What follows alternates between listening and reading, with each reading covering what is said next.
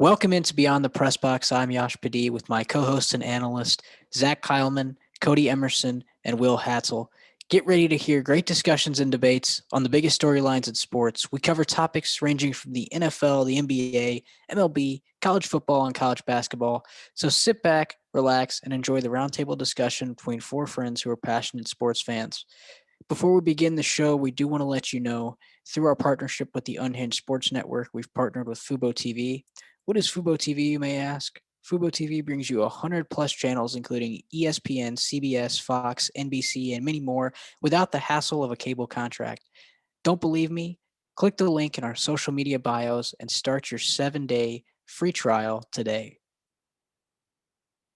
Guys, NFL draft week was last week. I know we kind of previewed it last week. Now I want to get back to it and kind of recap what happened throughout this past week, Thursday, Friday, Saturday, specifically the 3 days of the draft. And so I just want to get your overall thoughts on the draft itself. I know we did our mock draft with the first round, so kind of get your thoughts going on that first round and how you think it went. You know, which picks kind of surprised you the most out of that first round, and how close was your mock draft essentially to what reality was on Thursday night itself? Well, first off, my mock draft, I'm just gonna like most things, uh, whether that be my March Madness bracket or a lot of things. I'm just gonna throw that in the trash can because it really wasn't accurate. I mean, teams surprise us all the time and make moves we don't expect, and so I'm just gonna throw that aside and say it wasn't one that I'll remember for a while. But um, overall, I'm gonna kind of stick. I know we're talking about the entire draft. I'm gonna take this chance to, I mean, probably Will and Zach will as well, to talk about our respective teams just for a second. The Because that's where and Will and Zach, I believe you're getting a great quarterback. We know my stance on Justin Fields, and I know you guys will get into that in just a second because, well, the Patriots, it was much debated, why wouldn't they trade up to get a quarterback if they had Justin Fields so highly graded or whatnot. But they took Mac Jones, quarterback from Alabama. It's been well documented on this show what my thoughts and opinions are on Mac Jones. I was not that high on him, but at the same time, he was basically the last of the big five quarterbacks to go. The 49ers surprised us, I think, by not taking him number 3. And instead they took Trey Lance. So talk about a surprising pick. That surprised me a little bit. I did not expect Kyle Shanahan and John Lynch to take Trey Lance there. I think everyone's expecting Mac Jones. But back to the Patriots pick of Mac Jones. Guys, he basically fell into the Patriots' lap at 15. So the Patriots didn't have to trade up at all. The talks of, some rumors were about Stephon Gilmore, whether they're going to trade Stephon Gilmore and move up, or are they going to trade a ton of picks and move up, whatnot. And Bill Belichick just sat back in his draft chair and said, all right, sure. If you're going to give me Mac Jones, then and I don't have to move up at all, because we know his relationship with Nick Saban. It's been well documented. So Mac Jones, and what I was telling Zach, when we first started before the show, guys, the Patriots have something that I thought I may never hear in my lifetime.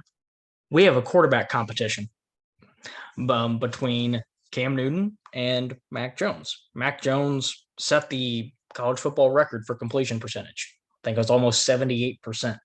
Now, you can argue, and my argument was he was throwing to guys like Devontae Smith, Jalen Waddle.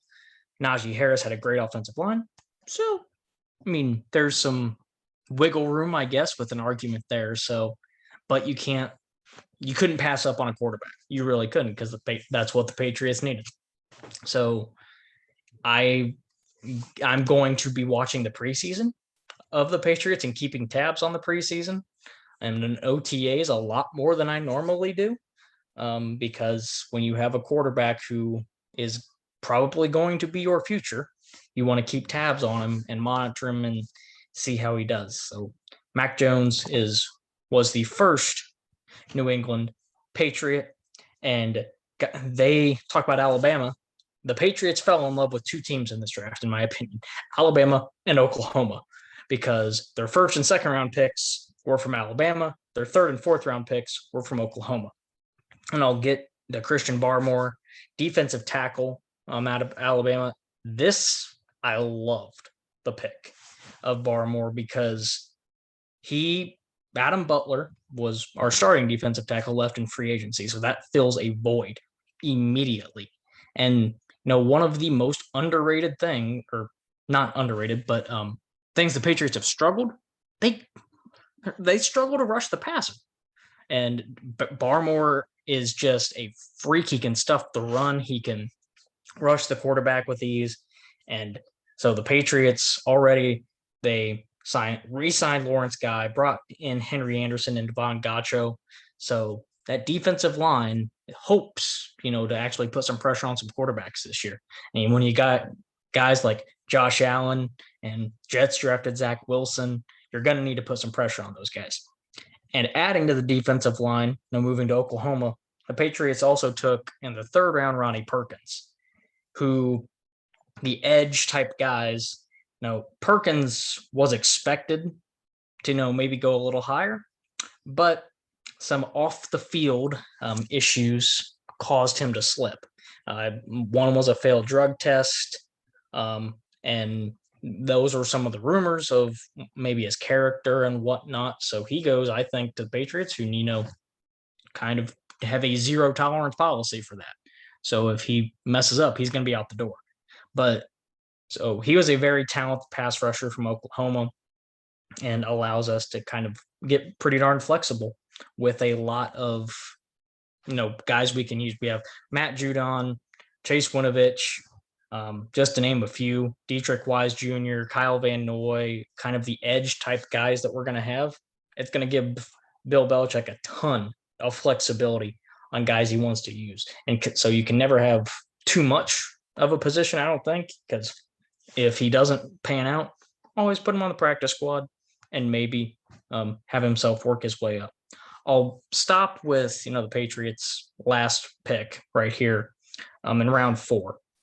Ramondre Stevenson, the running back from Oklahoma, was people saying, why the heck are the Patriots taking a running back? Well, it's been reported today they picked up Isaiah Wynn's 5th-year option, which that means they're probably not going to pick up Sony Michel's. And that means he'd be going to be a free agent. So I think they had this pick in mind. And I was reading an article by Mike Reese, and a big physical back who sparks thoughts of LeGarrette Blount. That is amazing to read for me, because when LeGarrette Blount was in New England, my God, you weren't stopping him.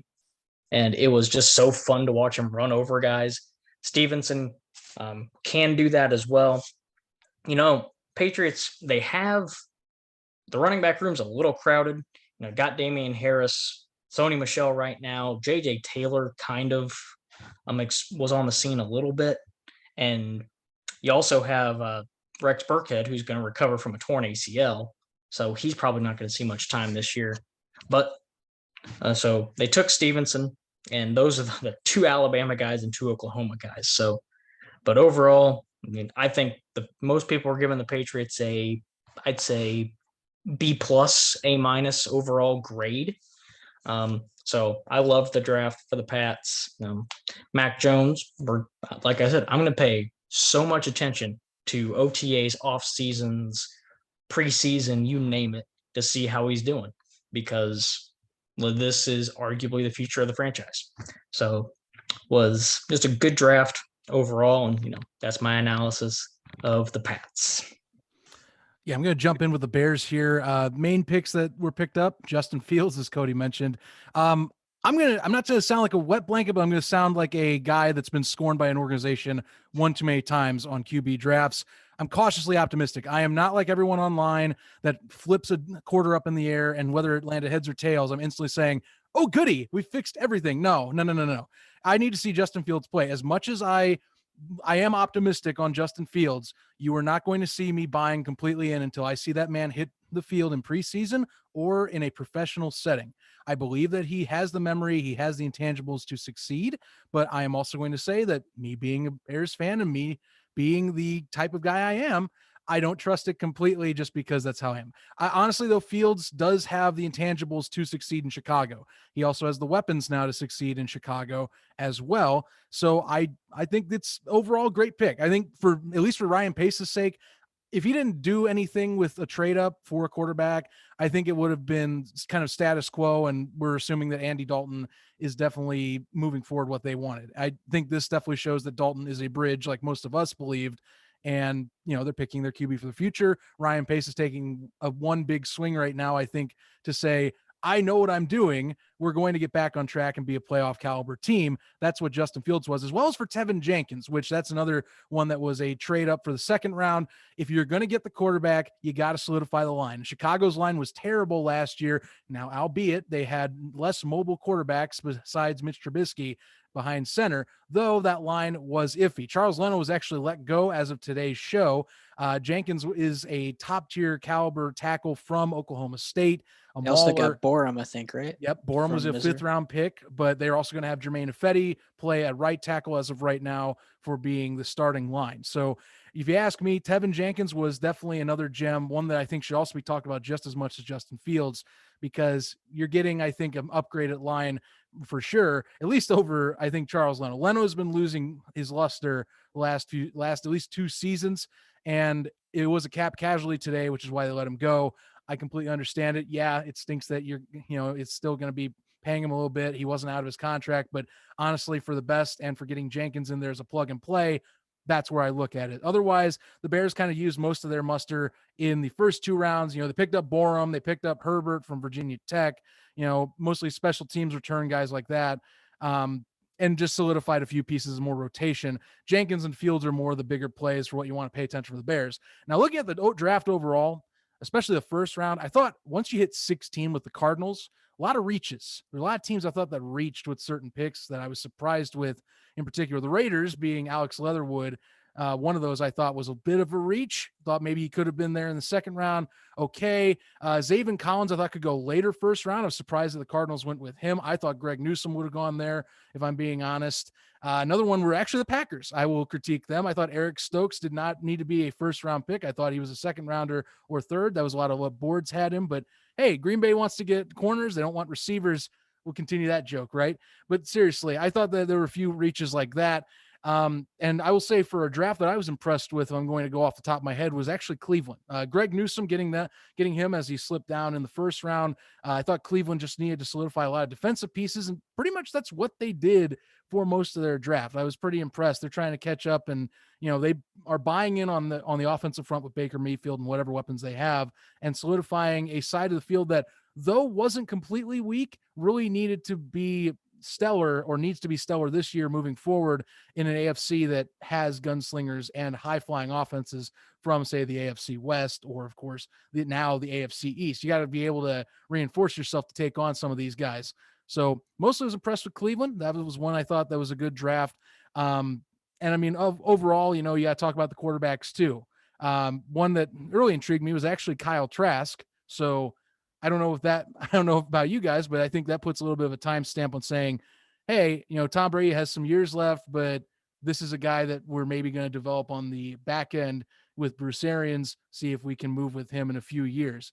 Again, it is Tom Brady, so we don't know, but that's how I looked at Kyle Trask when he went over to Tampa Bay. Who knows? Obviously, late second round, it could be borderline starter in the future, but that's where we expect him to go. But overall, draft was great. I love seeing it where Cleveland fans were, really rocking the place out there. Love the venue right on the lake. Excellent broadcast in particular for it. And especially I watched the ABC broadcast with the game day crew. They did an excellent job covering the entire thing. And I'm happy about it all. But, Cleveland sticks out to me. Bears did, I would say, pretty good. I'm optimistic about Justin Fields. I'm just not one of those guys that can be down the dumps and instantly going into smiling all the time. Well, can you believe it, guys? Will is actually happy on the podcast for a change. I can't believe As it's hell froze happening. over. Good for you, I man. I think so. Now, first off, let me say, okay, you know what? You're absolutely right, Zach, that, we could be happy Bears fans today, but ultimately there's still a lot that needs to be figured out. You got Justin Fields, you got Tevin Jenkins, it was a solid draft class. I think Ryan Pace did a tremendous job. Well, now they got to get these guys, into the OTAs and things like that. We need to see them in training camp, and realistically, you could be as hyped as you want. You could look at these guys, each guy's highlights, from college. They did flashy things, but can their game translate into the NFL? And yeah, there's been a lot of concerns with Matt Nagy and this coaching staff on both sides of the ball at this point. So I understand, being a little bit apprehensive, but you know what? I have to give credit when it's due, especially, I that's the kind of person I am, where it's like, if I'm going to bash the heck out of the organization for everything they've done wrong, I gotta give them a thumbs up when they do something right. And this draft was 2 thumbs up, in my opinion, for Ryan Pace and even Matt Nagy, who I'm sure had some say on what to do. I mean, the aggressive Ryan Pace was a smooth operator to be able to sneak in there, make a trade with the Giants, to beat out the Patriots. Sorry, Cody. But you know what? The Bears did the right thing, because the Patriots probably would have went after Justin Fields. The Vikings wanted Justin Fields. The Bears knew the Bears saw the writing on the wall that, like, look, a couple of the top guys already went. Do we want Mac Jones? Do we want Kyle Trask? Or do we want to get arguably one of the most gifted quarterbacks, maybe the most gifted quarterback and most proven quarterback in this draft class, at Justin Fields? I love the move. I know Ryan Pace said, okay. I know Ryan Pace said, all right, we're going to, Andy Dalton's still our starter. Okay. That's default standard textbook crap that you're going to hear from your GM. We'll see what happens. And maybe Andy Dalton truly does start half the season, or 4 games, or however it goes. But the odds are Justin Fields will definitely, probably, in my opinion, become number 2 on the depth chart by week 1, because I don't see how that guy is going to sit behind both Andy Dalton and Nick Foles. It's a good quarterback room. Andy Dalton had a couple successful years when he was younger.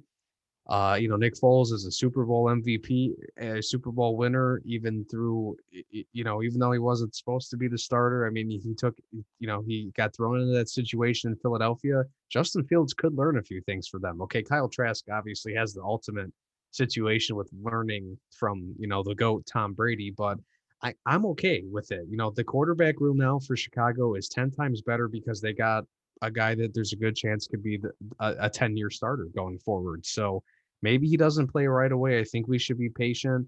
I think whenever Justin Fields gets thrown in there, it's going to be a lot better than when Mitchell Trubisky got thrown in 2017, because that John Fox and that team, it was like the last year of the rebuild. It's pretty ugly. Not really Trubisky's fault. So I think Justin Fields has a great opportunity to have a way better start to his career in Chicago than Mitchell Trubisky did. Tevin Jenkins was who a lot of people thought the Bears were going to pick at number 20 if they were going to stay. The fact that Tevin Jenkins fell into the 2nd round, and again, smooth operator Ryan Pace able to get in there, make a trade where, the Bears, they didn't have a pick until the 5th round. They didn't have a 3rd, they didn't have a 4th rounder, but Ryan Pace did draft back once to get a couple more picks, so they were able to get a couple of 6th rounders. So, I mean, ultimately, the Bears did what they needed to take care of, and that was offense first. This was the first time since 1960 that the Bears went ahead and spent at least 5 picks on offensive players. And like I've been telling you guys for weeks now, trade up. Who cares? The Bears don't need 10 or 12 draft picks this year. They don't need that big of a class. They needed a lineman, they needed a wide receiver, they needed a quarterback, and they did just that. Tevin Jenkins, I love this first press conference, how he's talking about how he's going to play dirty and hard, and he'll do whatever he needs to do to protect his quarterback. And if somebody hits his quarterback after the play, they become his problem. I love the toughness. I love the fact that he's coming off as a badass right away. I didn't know much about Larry Borum, but you know what? You watch these guys on tape, you just see pictures of them, you see videos of them. These guys are big. The Bears have had an offensive line that has played without enough physicality for a couple of years now. So Eventually, Tevin Jenkins probably an automatic starter since, Leno was released today. I don't know what's going to happen with Borum, but he's got some upside. Maybe he's going to develop for a little bit, but maybe gets a chance to start. Who knows? There's a couple of, camp's going to be interesting. There's a couple of positions where guys are going to be competing this year. It should be a hard fought camp that might pay well for this team to begin with. And talking about the other two offensive guys, Khalil Herbert, running back from Virginia Tech, I love the move. Tariq Cohen is still a question mark. We have to see if he could come back from that ACL tear with his same explosive talents. Damian Williams, I thought, was a solid sign. The running back position is going to be a tough battle in camp. Who's going to be your top three running backs? Can Khalil Herbert outplay Damian Williams, or can Damian Williams, who was just in the Super Bowl 2 years ago with Kansas City, and had a great game and had a good season a couple of years ago, took the year off because of COVID last season. He's coming back healthier. We'll see what happens. Khalil Herbert, a guy that could be a receiving back too. It doesn't. Who knows? Can maybe return kickoffs and stuff like that. You could be a third or fourth stringer and still play a role on special teams. It doesn't hurt to have that kind of talent. And lastly, Daz Newsome. I don't know how this guy fell in to the sixth round after watching his tape. This guy is a deep threat, which I love because the Bears have, outside of, Allen Robinson, Darnell Mooney, Anthony Miller, Riley Ridley, Javon Wims, Marquise Goodwin. These guys are like slot receiver type of guys. They have some speed to where they can maybe break away down the field, 20, 15, 20 yards and still grab a big catch. But I need a guy that could go up and get it over a cornerback like Allen Robinson. There's only one Allen Robinson-esque player on the team. They get Daz Newsome. He should have every opportunity to compete with Anthony Miller and Javon Wims and Goodwin and Darnell Mooney. They better not do what they did with Riley Ridley, where Riley Ridley is scratched every game and hardly plays. Let the guy play. Seriously, put this guy in, give him a chance. I'm glad. At least I'm assuming we're going to have a preseason this year. I don't think the pandemic's gonna cancel that again. I really hope they do have a preseason because I think we kind of sorely missed that to kind of fix a couple of positions, or for any team to kind of check the status of their roster before the season. And then lastly, they get a cornerback from, Oregon. They get Tonga, defensive tackle from BYU. They did need a little bit of depth defensively, but they mostly needed to go after offense. And I think that is huge that they did that. They went after the positions they needed. I have no complaints. And they got guys that could be day one starters. And I think that's important. So quickly to wrap my thoughts up, the rest of this draft, most of it wasn't surprising in my opinion. Of course, we knew quarterbacks were going to go along with cornerbacks. I guess that was one of the highly, touted defensive positions early in this draft. Kyle Pitts, I actually thought maybe the Falcons were going to trade back. A lot of people were shocked by Jamar Chase going to the Bengals. You know what? He's reconnecting with Joe Burrow, former teammate at LSU. They did address the offensive line position later on. So ultimately, yeah, I think this was a great draft. I think it mostly went the way we wanted to see. I love that the Packers decided to ignore Aaron Rodgers again and go for a defensive player and wait until like the third round to get a wide receiver. I love to see that organization potentially crumble. But it was a fun draft. I'm happy for my team. And yeah, it pretty much went the way we thought, minus, again, I feel like Jamar Chase was probably the first surprise pick because, it's kind of a toss up after the first like 7 or 8 picks with these teams. So, but it was a heck of a draft, guys. I enjoyed watching it. Yeah, speaking for the Titans here, we got Caleb Farley in the first round, Dylan Raduns in the second round, Monty Rice, Elijah Molden, Des Fitzpatrick, Rashad Weaver, Racy McMath, and Brady Breeze, safety from Oregon. I think, to me, I wanted to see more kind of offensive. We got more defensive players, and I was kind of hoping to see more. I say we, but I mean the Titans go more the offensive route. Especially their first round pick, Caleb Farley. He opted out of the 2020 season. He had only played corner for 2 seasons. He played quarterback in high school. Has injury issues, and the injury bug has bit him quite a bit, back injuries, things of that nature. So, if he's healthy, he's an absolute steal. But it just depends on how his the way his injury history plays out, and how how healthy he can be through all the injuries that he has suffered. But overall, I think it was a good draft for Tennessee. It was overall a lot of Cody, this, a lot of Ohio State guys going in this draft. I think Ohio State, Alabama, they tied for the most picks in this draft. One guy I think really underrated, still Trey Sermon. Cody, you Preach probably, it. yeah. The guy, Yes, went sir. to San Francisco in the third round. I thought he should have gone a little higher, but I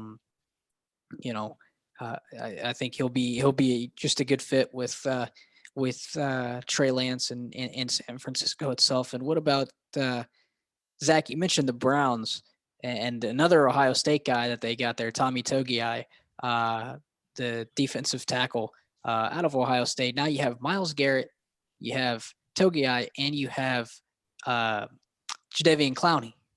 Yes. Who they signed. So just a quick note on Togiai. Yeah. He did 40 bench press reps. Yeah. At his pro day. So that defensive line is going to be scary. He's a pretty strong guy in Cleveland. I can vouch line for is going to be scary. I can vouch for him.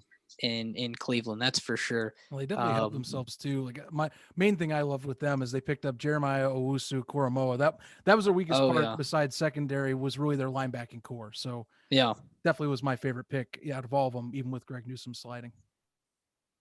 No, I mean, I like I said, I think that the Cleveland, their defense is going to be scary. Their team. I mean, they did a phenomenal job. Chicago,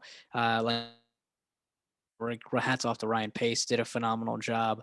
New England, they got some good pieces as well. So really overall, really good draft. Really enjoyed watching it. I thought the commissioner having his little chair, his little recliner chair out there, giving every fan to kind of sit in his recliner chair when he made the pick, that was kind of a nice touch that he brought in. Him getting booed is always the highlight of the draft. Yeah, though. and he embraces it. He embraces it. Yeah, beautiful. Yeah, it's like I remember I was watching it and they were just like, he's like, Cleveland, is that all you got? And then just kept booing more and more and more. It's like, oh, I know. At least he has fun with it. Yeah, I know our Titans Twitter, they tweeted out a question about what should the Titans do with their first round pick, and it was draft offense, draft defense, draft special teams, or boo the commissioner. That was the fourth option. So I know the commissioner is always going to happen. I know the team's social media really embrace that as well. The commissioner embraces that as well. Speaking of, you mentioned Jamar Chase there, Will. I thought they were gonna Bengals were gonna go with Penei Sewell. I had him rip on there, Joe Burrow's knee. Hey, the Bengals are gonna bungle. I gotta say, I always knew. Bengals are gonna bungle it somehow, and that's they did that. They got the Jackson Carman, I think, in the second round from Clemson. He's originally from Cincinnati, so it was a nice touch. The hometown kid coming back to Cincinnati there, but I mean, it was just like I said, I really enjoyed the draft itself. Really enjoyed all the festivities around it, the trades, the surprises, things of that nature. But I got to ask one question before we move on, Cody. I know I've been looking at the Ohio State guys because there's so many of them that were drafted, but there's a lot of, I follow a couple of the Ohio State Twitter, and I was wondering, when you look at Shaun Wade, do you think he dropped too far? Do you think he should have been picked earlier? I know. I'll tell you what Shaun Wade should have done. Shaun Wade should have went in the draft after last year. Yeah, that's what a lot of people were saying, but because with 'Cause all I- due respect to Sean Wade, yeah, he's a slot corner. yeah, Sean Wade is a slot corner. I think that's where he will be in the NFL.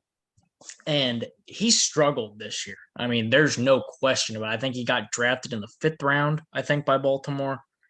5th or 6th round, something like that. yeah. Fifth round. Yeah. So he I think would have been a 1st round pick last year. But he decided to come back, and that's his choice. But with that, he was moved to outside. He was moved towards, guarding the team's number 1, number 2 guy, are usually on the outside, and he just didn't live up. So I think if a team can put him in the slot, maybe that's where he will find his most success. But yeah, that's what he should have done, is go in the draft last year and came back. I mean, that's the risk all players run, if with weighing on, should I go to the draft, should I come back? If I get hurt or if I have a bad year, my draft stock will fall. And unfortunately, that's exactly what happened with Sean Wade. Yeah, that's kind of what I was hearing too, and like looking on Twitter, a lot of people were saying the same thing, same exact thing you're saying there, echoing you, Cody, in terms of should have gone to the draft earlier last year, instead of coming back and waiting into this year. But really a really good draft for both Ohio State, Alabama. Really good draft for all of our teams. I know another nice touch they had there in this draft was for the Saints. Drew Brees. Interesting fact is he'll be calling Notre Dame games, or at least the fact that I saw on pop up on Twitter. He'll be calling Notre Dame games for NBC, and the first quarterback they draft off after Brees, Ian Book from Notre Dame. So how fitting that is that a Notre Dame quarterback goes to New Orleans when they're basically Hall of Fame QB is calling Notre Dame games on NBC. That Ian Book selection really has made, in my opinion, it's made New Orleans' quarterback battle the most intriguing in the offseason in my eyes. I know it's not all exciting names, but to me, all 3 of them now, even considering Book's a 4th rounder, anything goes at this point, if you ask me. Sean Payton, I think, is completely evaluating everyone at an equal level with this new reset. Even though you have Taysom Hill as his supposed inside favorite, I'm just saying anything can go now. They'd be insane if they started Taysom Hill. That's all I've got to say. Oh, I can't believe I'm actually defending Jameis Winston, but we saw what Taysom Hill's ceiling was last year, and it's just not that great. Jameis, he throws the ton of picks, and there's that unfortunate side of it, but he's also has the most upside. I mean, the dude did throw, I think, for like 5,000 yards. Talented quarterback, but struggles with decision making. So who knows? But yeah, Zach, you're right. It's going to be intriguing quarterback battle to see who gets to replace the legendary Drew Brees. Yeah, and a lot of reunions before we move on here. A lot of reunions. You mentioned Jamar Chase, Joe Burrow reuniting from college teammates to now NFL teammates. You had Devontae Smith, Landon Dickerson from Alabama, Mac Jones and Christian Barmore in New England as former Alabama teammates, now in New England. So a lot of team. Ronnie Perkins and Ramondre Stevenson. Oh yeah, Trevor Lawrence, Travis Etienne. Forgot about that one too. Tua and Jalen Waddle. Yeah, Tua and Jalen Waddle. I mean, a lot of teammates reuniting from the collegiate ranks into the NFL ranks, which is nice to see. But I know we talked about our favorite teams and their kind of did analysis of their draft process, but I want to know which teams would you say kind of won the draft, and which teams would you say, quote unquote, lost the draft in a way? Well, I had Cleveland already mentioned in my first cap of the draft, and they're a winner of mine. But the overall winner for me actually goes to Miami, continuing what I think has been an excellent management of resources, if you will. And they went all in with this draft to basically say, look, Tua is our guy. We are going to give him as many weapons as and protection as possible to make this a success in year 2. Jalen Waddle adding into a receiving core that I think needed a second person besides Devontae Parker. Now you got Waddle, could be a 1 or 2 depending on who you want, or you just have 2 1s. Parker himself has shown that he can be the guy in Miami. So you add in Waddle and he can develop right behind Parker as he likes. You They go down signed the Will list. Fuller. What's that? They signed Will Fuller. Yes, they did. But I would say with Waddle being up there, I think that Fuller's more the slot guy, if any case. I don't think that you're going to see Will Fuller as a 2. I think with Waddle, you're going to see him as a 3. Waddle's going to be either a 2 or 1 in this instance. I do know they signed Will, but think about this too. Will's also suspended to begin the year. So in my opinion, I forgot about that. Yeah. He's going to be behind the 8 ball either way. So might as well get someone that. Will, you're suspended. I was just for about the to year? say, What'd you yeah, do? guys, What'd you do? Well, I- what is this we didn't hear about? I know. What's got to going be. on? I got to bring it up after the podcast. It's We have to talk. It's a little personal bit, matter. Thank God Codey caught on to it, because I had totally lost it that Will even was off of the roster come the beginning of the season for us. Yeah, it was win. a rough off season, so this upcoming season's going to be tough. We'll find a few of the Unhinged podcasts to get resources while you're out, I guess. And you know what, Codey, I appreciate you reminding me of Will Fuller. Honestly, though, like I said, he's suspended at the beginning of the year, so Waddle to me instantly slots in as a 2, and Fuller's going to be behind the 8 ball, I think, to try and get that 2 spot, if I'm being honest.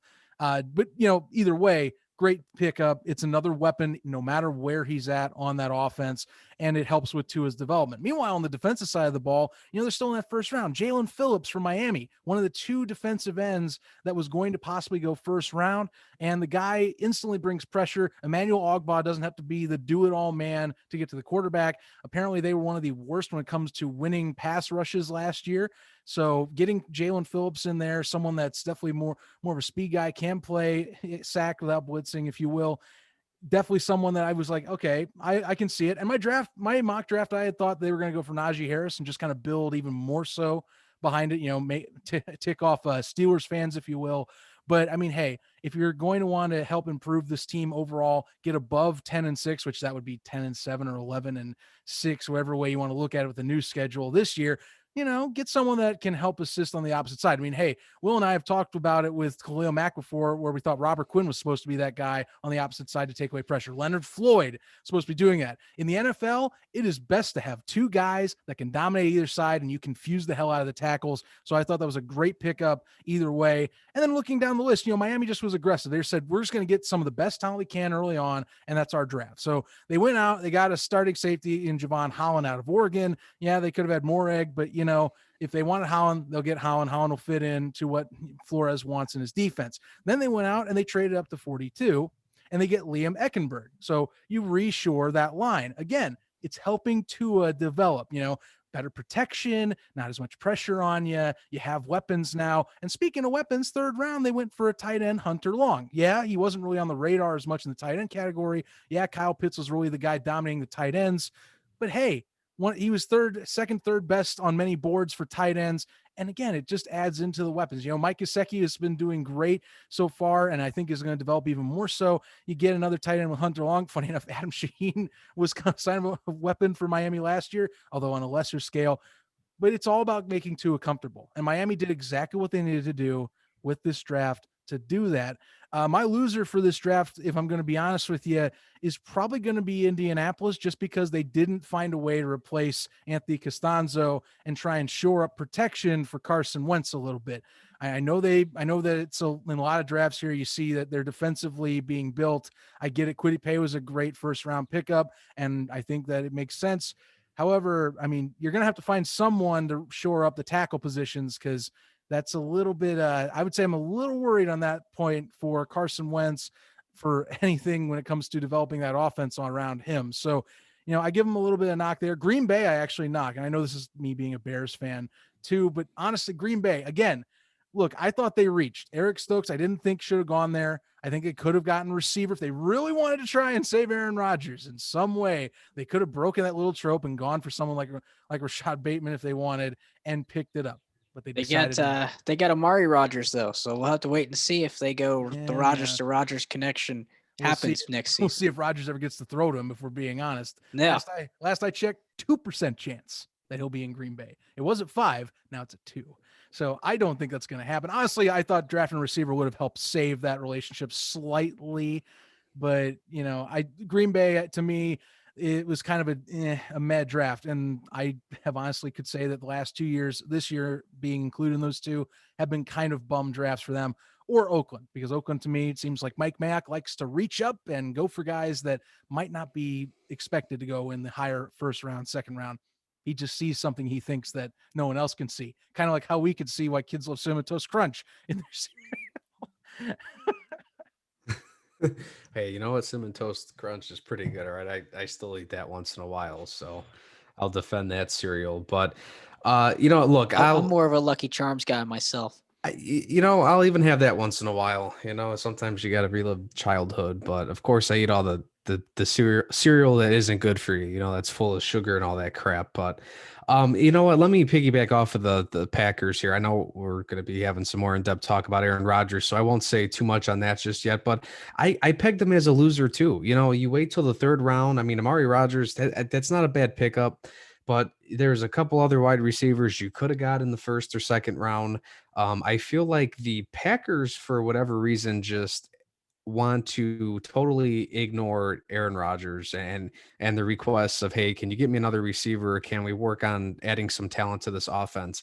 The Packers since 2012 have only drafted in the first round one offensive player, and that was quarterback Jordan Love last year. They've gone with defensive ends, defensive tackles, safeties, cornerbacks, everything. Every other first round pick since 2012 has been a defensive player.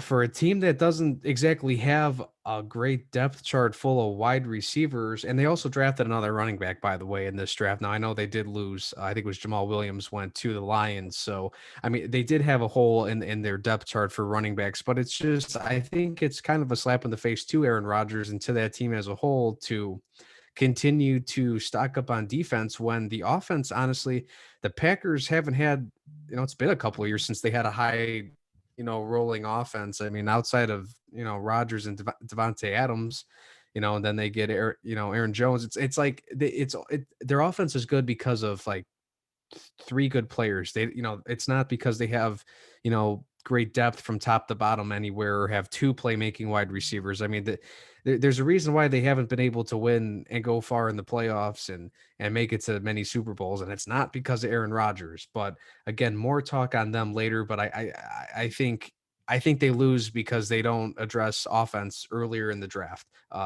Getting a center in the second round, I guess, is okay. They did need to fill a hole on the offensive line too, but this team has been desperate for another playmaker, specifically somebody that could catch passes from Aaron Rodgers, and they waited till the third round.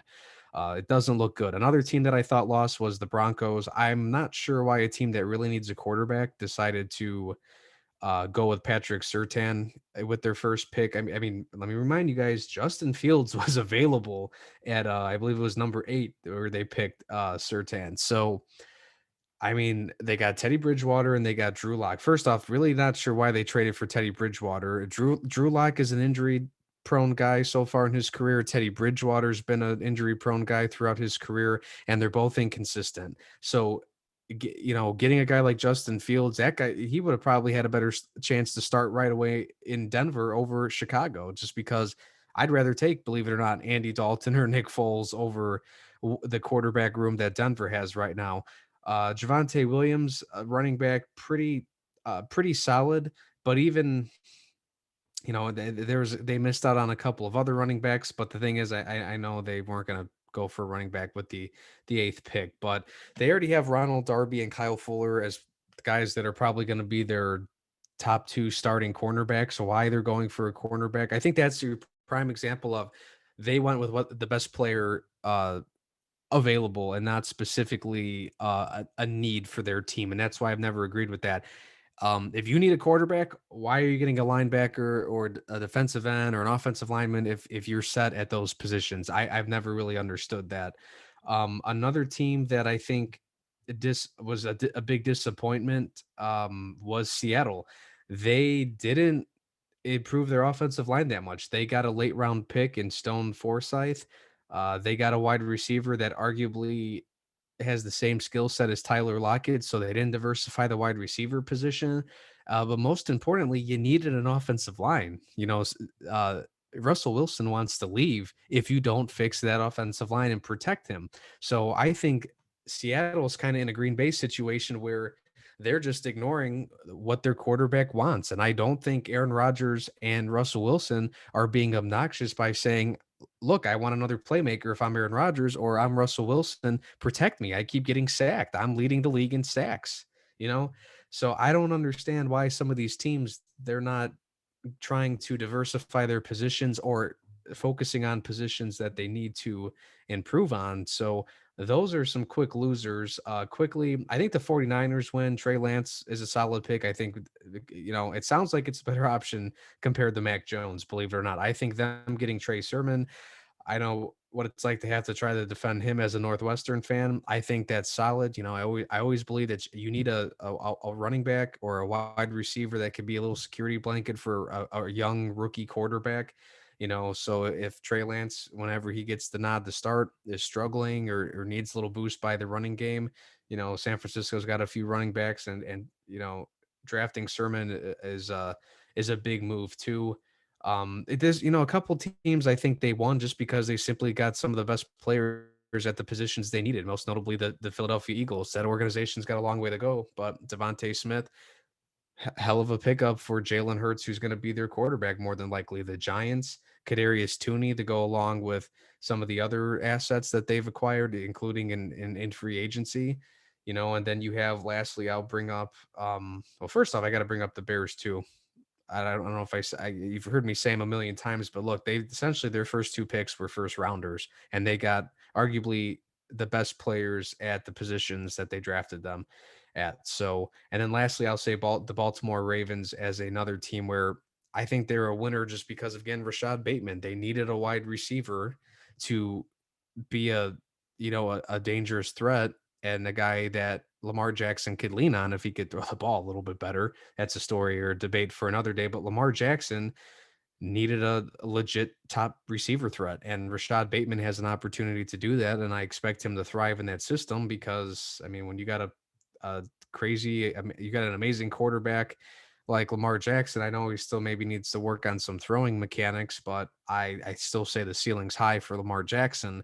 That's just a great team to be on with a lot of different dynamic players on that offense. So I think Rashad Bateman makes the Baltimore Ravens a winner too. So some teams knocked it out of the park with their whole draft class, but some of them, you just needed to really nail on one or two positions like the Bears, the Eagles, and the Ravens. And that's why I consider them winners. Surprising none of you guys mentioned the team that I'm about to mention. How about Carolina as a winner?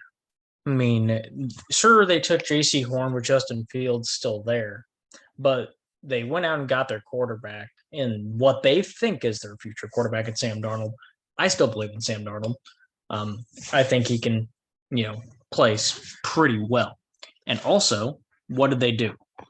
Terrence Marshall, wide receiver, offensive tackle Brady Christensen, and tight end Tommy Tremble.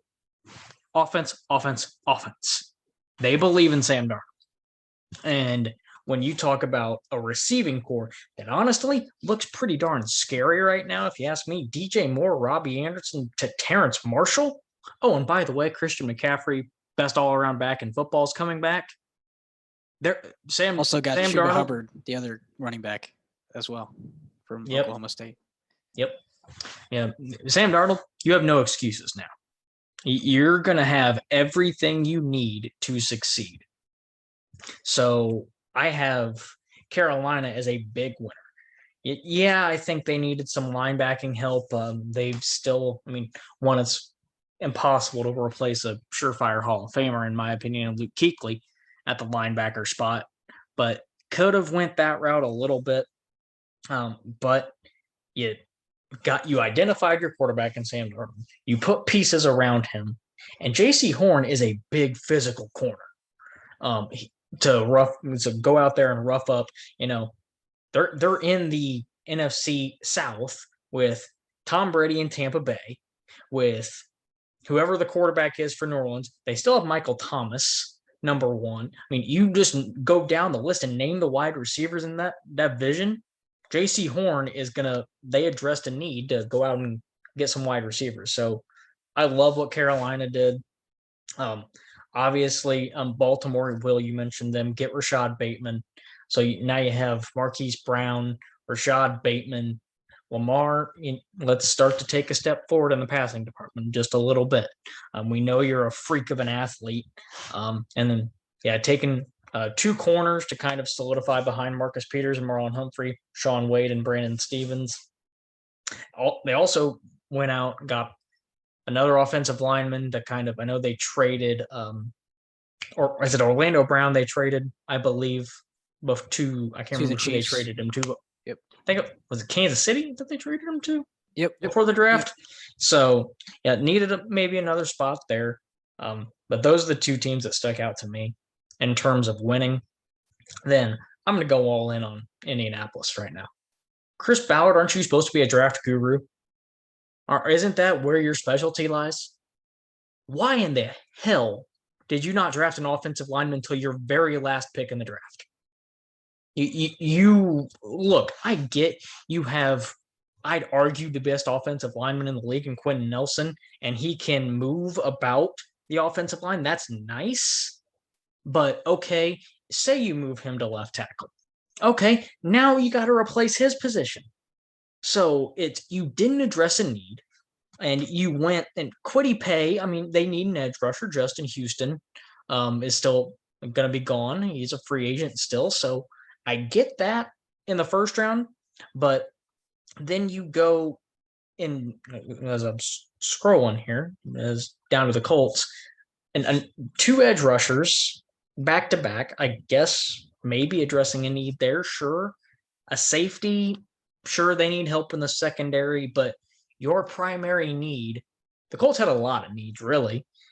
So I can't knock them too hard for addressing some needs, but your primary concern, is protecting what you believe is your franchise quarterback in Carson Wentz, who, by the way, has a pretty damn good history of getting hurt. So, and that actually shifts me to the quarterback they selected in the 6th round, Sam Ehlinger. I get the pick, I guess, because Jacoby Brissett is no longer with the team, and I'm going to be honest, I couldn't tell you who the hell their backup quarterback is. So, injury-plagued quarterback, it's nice to have a backup, and Sam Ehlinger showed promise at Texas.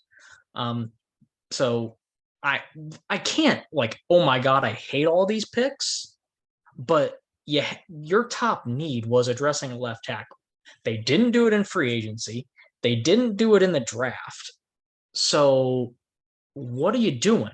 That's my main question. Is Carson Wentz needs that safety blanket at left tackle to kind of, for him to succeed. A quarterback can't succeed if you don't have a good offensive line. That's 99 times out of 100 usually. So I just don't get why they really, and the article says it right now, aren't they in win now mode? If you're going to be a team, most people think the Colts can be a contender in the AFC. One, that starts with a healthy Carson Wentz. And to have a healthy Carson Wentz, you have to protect him. And they really didn't do that. So I'd go Carolina as a big winner, Indy as I'm not going to say a big loser, because like I said, they had drafted some needs. I can't talk today, apparently. But they didn't address the big glaring need. So it'll be interesting to see what they do going forward. But yeah, Carolina, my big winner, and Indy I'll have as a loser. Yeah, no, those are all good. Good picks there in terms of winners and losers. As Zach goes out of focus there for a second, but I think overall, I think the biggest losers for me, Pittsburgh, has to be Pittsburgh, because I didn't get their Najee Harris pick. I think that they should have gone more offensive lineman there, because that's a glaring need for It- Pittsburgh. yeah, you can't really run the ball. I Yeah, mean, and you they can't run have the ball if you don't have a good run yeah, blocking offensive line, which that's what and Pittsburgh struggled with. and they've already got Benny Snell. They've got now they've got Najee Harris. They had Jalen Samuels. I mean, You needed a running back, but you yeah. really I mean, they let needed go of offensive James line Conner, but first. that wasn't their main need. Like Yeah, exactly. so it was like that's kind of who I see as a loser.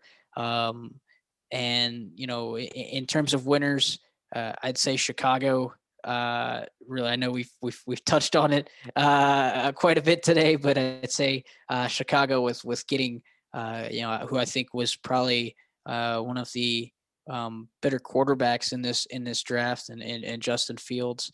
And then you automatically go out there and you go out and do what you should do for a franchise quarterback. You get in protection in Tevin Jenkins in the following round, and so really think that Chicago did a phenomenal job in terms of their draft perspective and how they went about the draft there. Also think Minnesota, staying in the NFC North, did a pretty good job. I mean, they got Christian Darrisaw, the offensive tackle from Virginia Tech, and they got Kellen Mond, which actually, Kirk Cousins, and this, Zach and Will, Kirk Cousins has been pretty average as a quarterback after all his massive contract that he signed way back when. Poor Seems Kirk like a Cousins. years ago.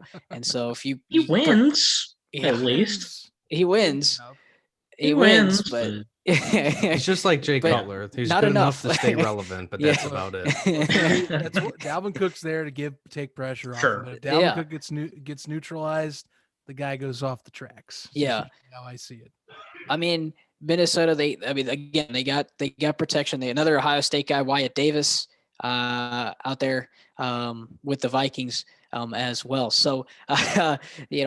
I think the Kellen Mond pick really, if Cousins, stays on course, on his average course, I think Kellen Mond, he doesn't really show much upside. You can groom Kellen Mond and really bring him into some competition there in Minnesota. So, and I mean, and Cleveland's another winner for me. Cleveland, just the way they handled that draft, getting the needs that they needed cornerback with Greg Newsome, and just overall the way that they went about their draft, addressing the needs that they had. And I mean, again, really, those are just Pittsburgh kind of has to be my biggest loser because again, I didn't understand a couple of the picks that they went with, specifically, especially the Najee Harris pick, in that first round. But I'll even give New York some credit, Dave Gettleman some credit for the trade magic that he worked in the draft. I don't know. I'll throw my fun fact in there. I saw that he traded so many picks that he was known as Trader Dave in the New York Giants draft room. Imagine if this guy's name was Joe. You could literally sue Trader Joe's. Damn it, you took my joke. I was going to say you should open a grocery store. Oh. Offering high-end products Yeah. to the local people. Yeah. look at Will's slow clap there. I'll give you the slow clap. That's it, Yeah. though. Oh man. But no, I mean, overall, again, I think Pittsburgh's my biggest loser there. And Cleveland, Minnesota, Chicago, really, I think did a phenomenal job in this draft. But talking about the NFC North, and I know I mentioned earlier the Packers, they signed they drafted, excuse me, not signed. They drafted Amari Rodgers, and we'll see. We'll have to see how that Rodgers to Rodgers connection pans out in if it even does pan out in Green Bay, because there's multiple reports. I know, Zach, you mentioned earlier there's only a 2% chance that Aaron Rodgers stays in Green Bay with the Packers. I know it brings a huge smile. I see the smile. I see Will hiding the smile there. It brings a huge smile to their face. No, I'll show it proudly. I'm excited. I'm excited for this. As long as he stays the hell away from the AFC East, I'm fine. But futures now. I mean, inevitably, unless it's to New England, then I'm all for it. Yeah. When Aaron Rodgers does leave, where or which team do you think would be the best fit for Aaron Rodgers itself? It's weird because Aaron Rodgers should fit in any organization.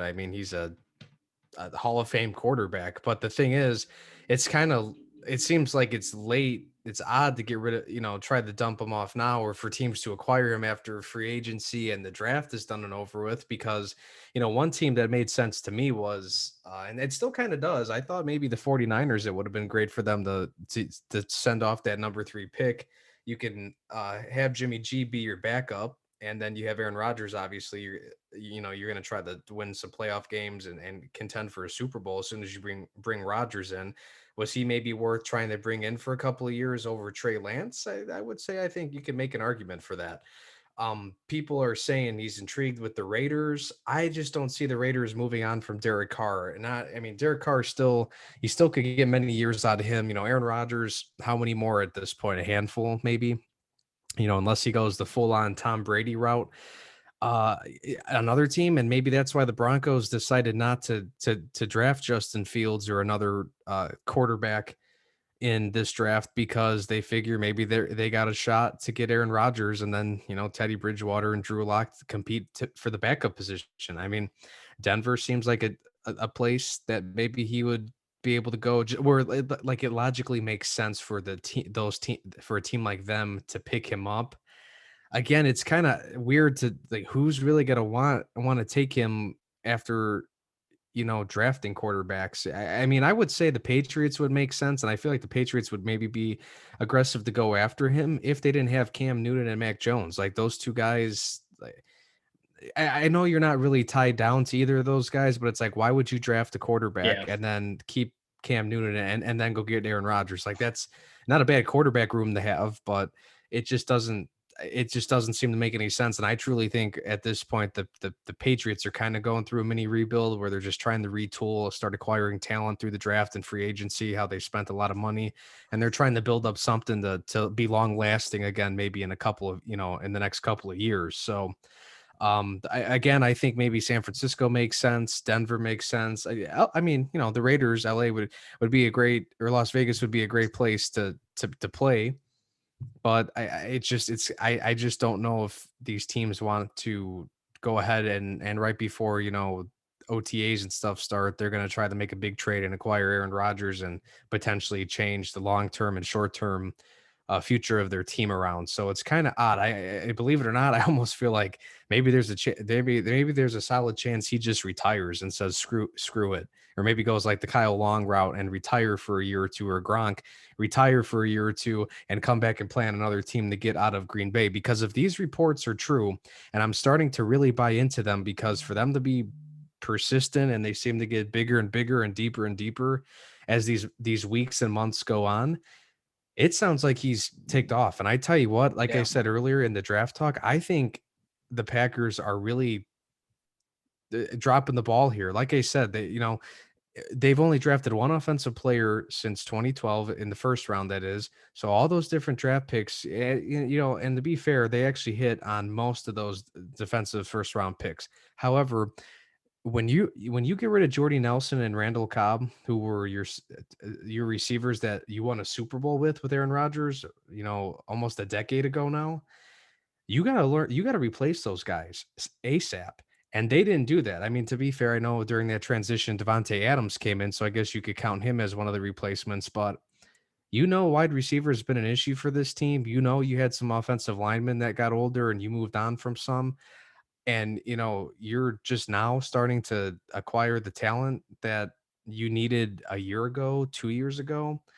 I really think they dropped the ball. And you know what? I think it's time for an organization like Green Bay to maybe now know what it's like to not have a franchise quarterback. There's a couple of teams that are, the Packers and the Colts are kind of spoiled out there. Now, credit to their organizations from going from one good quarterback to the next, but some teams out there forgot what it's like to not have a good quarterback. I know, Cody's got a little bit of a taste of that this past year with Cam Newton. Unfortunately, that guy is just a shell of his former self. But I mean, man, you're seeing teams just totally disrespect their franchise quarterbacks, and it's not just Green Bay; it's Seattle too with Russell Wilson. So Aaron Rodgers, I tell you what, as a Bears fan, I'm excited because if Aaron Rodgers leaves the Packers, the NFC North is up for grabs, guys. I don't buy into the Lions just yet. The Bears and the Vikings can still contend for playoff positioning. I can imagine, depending on who the quarterback is, maybe Green Bay does have somewhat of a chance still to contend, but that division doesn't have a favorite if Aaron Rodgers leaves because Green Bay is the favorite with Aaron Rodgers. Aaron Rodgers leaves that organization. The Vikings have a good chance of winning it. The Bears do. Packers still maybe do. I think they still have a better chance than Detroit. But You but never know, man, I mean, Will. that's why I'm hoping he leaves. I mean, as a Yeah. Bears fan, I'm hoping. I will say though, you never know. The Packers fans may fall in love with Jordan Love, if I may say. He had a bad real quick. He had a bad training camp last year in the off season when they were prepping. I was listening to one of the ESPN guys from Green Bay or up there in Madison. I'm sorry, Madison is where ESPN is Yeah. located up there in Yeah. Wisconsin. One of their guys was on talking to the guys in ESPN 1000 in Chicago, and they said, yeah, Jordan Love, he was not good at all. So if he's not ready to lead, who's going to lead? Do they want the Red Rifle or maybe Nick Foles? I'd be happy to trade one of those two guys to get Justin Fields, into that starting lineup a little bit sooner. So as a Bears fan, I'm just sitting here smiling, hoping this happens. Yeah. I'm sorry, I had to throw that little pun All in good. there. That one had some blowback from me. I had to kind of recuperate myself a little bit. Sorry, I'm just excited for Aaron Rodgers to maybe be gone. Nothing against him, but kiss my butt, Packers. You guys could suck for a while. I have no problem with that. Well, I mean, I'll say this: one of the biggest reason, one of the biggest teams that he's looking at that you mentioned there, Will, is the Las Vegas Raiders, because apparently the rumor is he wants to host Jeopardy, or Jeopardy is going to offer him a job as their host in the future. So, and that is taped in Los Angeles. So that's why he's looking. He's apparently he's very interested in Las Vegas, so he can be closer to Los Angeles, and therefore, and that's kind of what he had mentioned. He mentioned that on Pat McAfee. There's also a rumor from like Jeopardy's executive producer that he did a phenomenal job. I watched all 2 weeks of Jeopardy. I mean, we watch Jeopardy at our house all the time. So, but like, he did a phenomenal job, and they were looking into potentially bringing him on as a permanent host on Jeopardy. So, if that's the case, it makes sense. Las Vegas for him in terms of what his football, like after football, post football career makes sense. Or like you said, he could just retire, and if they offer him the job all of a sudden in the next couple months, he could just retire and go do that. At least you're not getting more CTE, more damage to your brain, and you're sitting there making a cool 15 million a year as a game show host. But I think that's kind of where that goes. But I think also, I know Cody, I'll touch on this a little bit when he gets back here, but I know him saying even if he does retire, he might not actually retire. I know Tom Brady tweeted out today that Julian Edelman, the comparison there, Julian Edelman, who retired from the Patriots, Tom Brady tweeted out he didn't actually retire. He just was too scared to tell Belichick that he's coming to Tampa Bay. So who knows? All these, who knows what could happen with Rodgers? He may retire and go just to get out of Green Bay, like you mentioned, or, he may end up signing with another team, right away. Zach, your overall thoughts? Oh, sure. I'm just making sure I can go here. I mean, might as well go back to back with. Come on, I know you're happy Bears too, man. Oh, of Yeah, course I am. Yeah. It's been 30 years of dumb luck that you're getting to the QB position where it's filled in with Hall of Fame talent. Packers fans, you know what? It's time for you to suffer. I always feel like some teams that get the high road all the time, or they get the success in the NFL, are bound to go to the bottom. Green Bay, this is your time. If it's not, then that means the NFL gods just hate Chicago, and it's just a continuous, endless cycle of pain. But I'm serious. This time they screwed up, and they're going to go right back down the bottom where they were back in the mid 80s and in the 70s, where they weren't one of the top tier teams. They were one of the lower stock teams in the NFL. That's where I'm seeing Green Bay going right now. And they've made mistakes to push themselves to this point with Aaron Rodgers. Honestly, Aaron Rodgers definitely should move on. I think that he has options. He's got plenty of leverage. You're a Hall of Fame quarterback, Super Bowl winning, multi-time MVP winning quarterback, sitting on a roster with a GM that continues to not help you, the most valuable asset to your team, win or give you the potential to do so. And he's watched himself come up short twice in a row, 2 NFC championship games back to back, where he has not had the firepower to do so. Now, you could argue that he just didn't come up and play in those games. Sure. Honestly, against Tampa Bay, they had opportunities to win. I thought that they should have had chances to beat Tampa Bay, but they didn't do it. But honestly, if you're disgruntled with your GM, and if Rodgers has been upset since they picked up his successor, which funny enough is ironic since he was kind of that guy for Brett Favre a few years ago, or went back when it was in 2005. I mean, you got to wonder, where does he go? What is the options? That was what we were thinking back in 2020 when Love was picked at the 26th overall pick for the Green Bay Packers. And this is where we're at. He's feeling like it's time for him to go. He's tried his best, I think, enough to win. I don't think he likes the organization's direction at the moment. And so where can he go? He wants to go move closer to his original home out west. So that's why he chose those cities in Las Vegas, Denver, San Francisco. Although San Francisco to me now is at the bottom of the list because, in my opinion, Trey Lance is the guy. Kyle Shanahan is a QB whisperer. I think that I think at least Shanahan's dying to work with Lance. So to me, the 49ers are off the table. In my opinion, you're going to be seeing either the Raiders, who with John Gruden have always been, since Gruden's there, been wishy-washy with Derek Carr.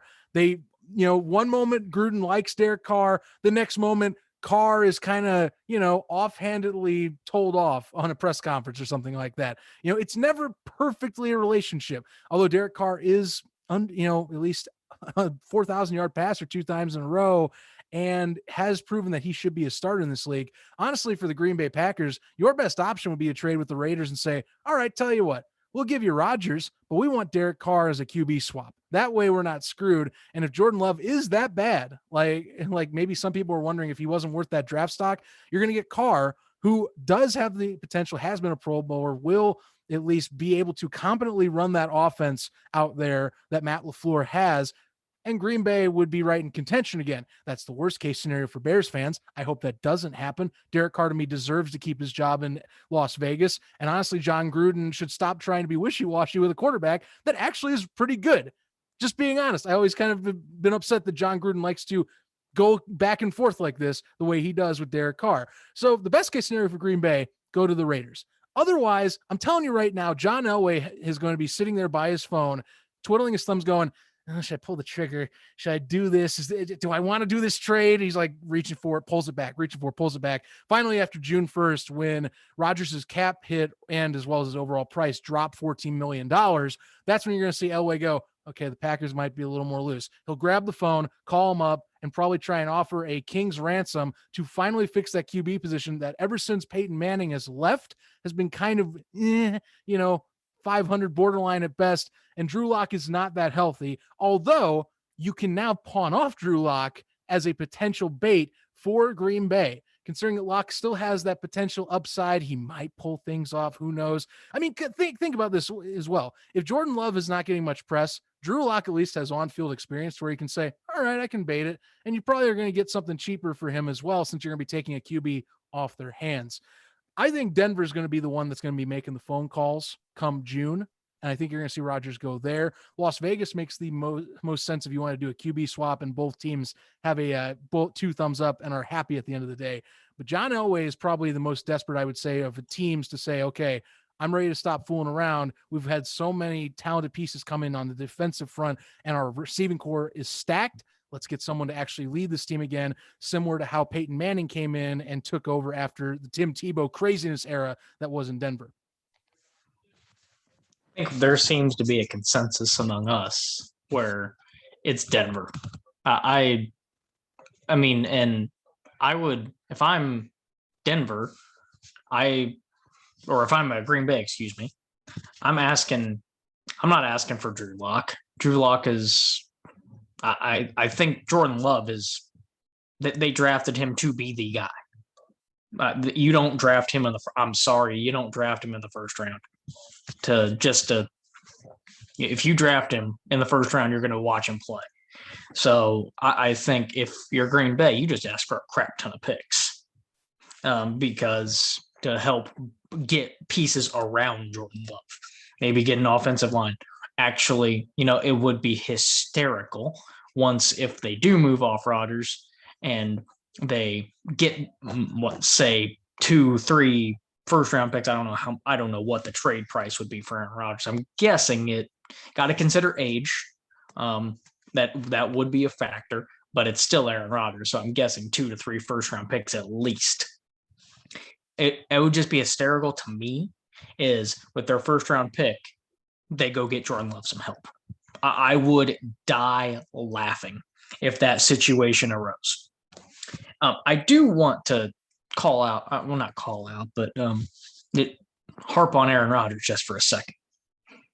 There have been plenty of moments where he has been the reason for Green Bay not getting to where they need to be. Primary example, and Zach, you brought it up just for a little bit. Tampa Bay, that deep, they had chances to win that game. And he's clamoring for, I need more help. I need more help. I need more help. You need more help on the defensive side because your secondary can't stop anybody.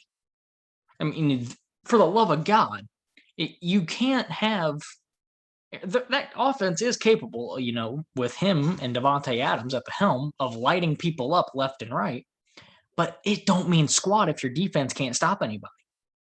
So quit clamoring. If we've seen great quarterback, which Aaron Rodgers is. He is a generational quarterback.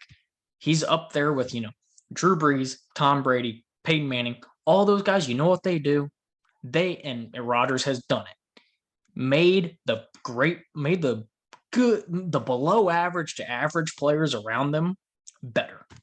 Aaron Rodgers has done that. So look, I get he wants to play with more receiver. Hell, Davante Adams is a top 5 receiver. He's got talent around him. I get that. But you also need some help on the defensive side too. So don't blame the organization fully. Now, the Jordan Love thing, sure, absolutely. You can blame the organization there. I'm not going to harp on Aaron Rodgers for being pissed about that. But in terms of where he goes, like I said, I think we're all on the same page with Denver. Because, Zach, you just listed the offensive weapon, or you talked about the offensive weapons. Jerry Jeudy. Keep in mind they're getting Courtland Sutton back. I think a ton of people forget that Courtland Sutton exists because he got injured in the preseason last year. Noah Fant is still an up-and-coming tight end, I think. You have Melvin Gordon. And that defense still needs, I think, to get a little younger. On that side of the ball, Von Miller is aging. But, you could work with it.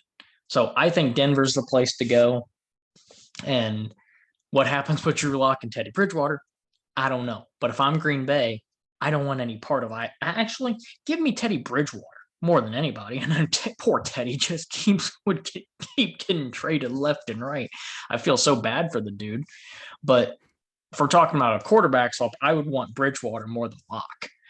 But if I'm Green Bay, I just want, say, you know what? Give me 8 first-round picks for Rodgers or whatever the staggering number would be. But I'm going to be honest, I don't see him playing in Green Bay this year. And I think that's the consensus around most of the league. Does he hold out? I think he would. I think he's earned the right to hold out. But teams would fine him. Aaron Rodgers has made he's made a lifetime of money to pay for those stupid penniless fines that they would give him. So this I is just going don't see to him be, retiring, guys. Like, do you really like he's got a couple more He years could. left in Yeah. him? He That's could, an I mean, well, option. I depends just see on what him not depends- wanting to go out like Drew Brees, where he's just a Dep- one-time Super Bowl winner. He's only been in the Super Bowl once. once. The Yeah. thing But- is, though, I don't think if he goes to Denver, I don't see him, especially if he goes to Las Vegas. He's not winning a Super Bowl in Vegas. yeah. I'm sorry, Vegas is not a Super Bowl team. Yeah. Denver, maybe they have the talent, but they're not the. I wouldn't even say. I'd say they're the third best team in the division. I love what the Chargers are doing. I love Justin Herbert. And talk about if he goes out to the AFC West, you have Patrick Mahomes, Justin Herbert, and Aaron Rodgers all in the same division. That's quite the quarterbacks in that division. Yeah. So, but I don't see him with the teams he listed. I don't see him winning a Super Bowl with any of them. Yeah. That's my thing. It just depends, I think, Exactly. Will, on again, it just depends, I feel like, especially with the rumors floating around and what Jeopardy the show does in terms of, whether they're going to offer him, because he has straight up said on Pat McAfee podcast 3 or 4 times that if Jeopardy offers him the full-time gig, he will quit football through and through, and he'll just go do Jeopardy for the rest of his life. Gotta think about his personal life too. Yeah. I think he's engaged.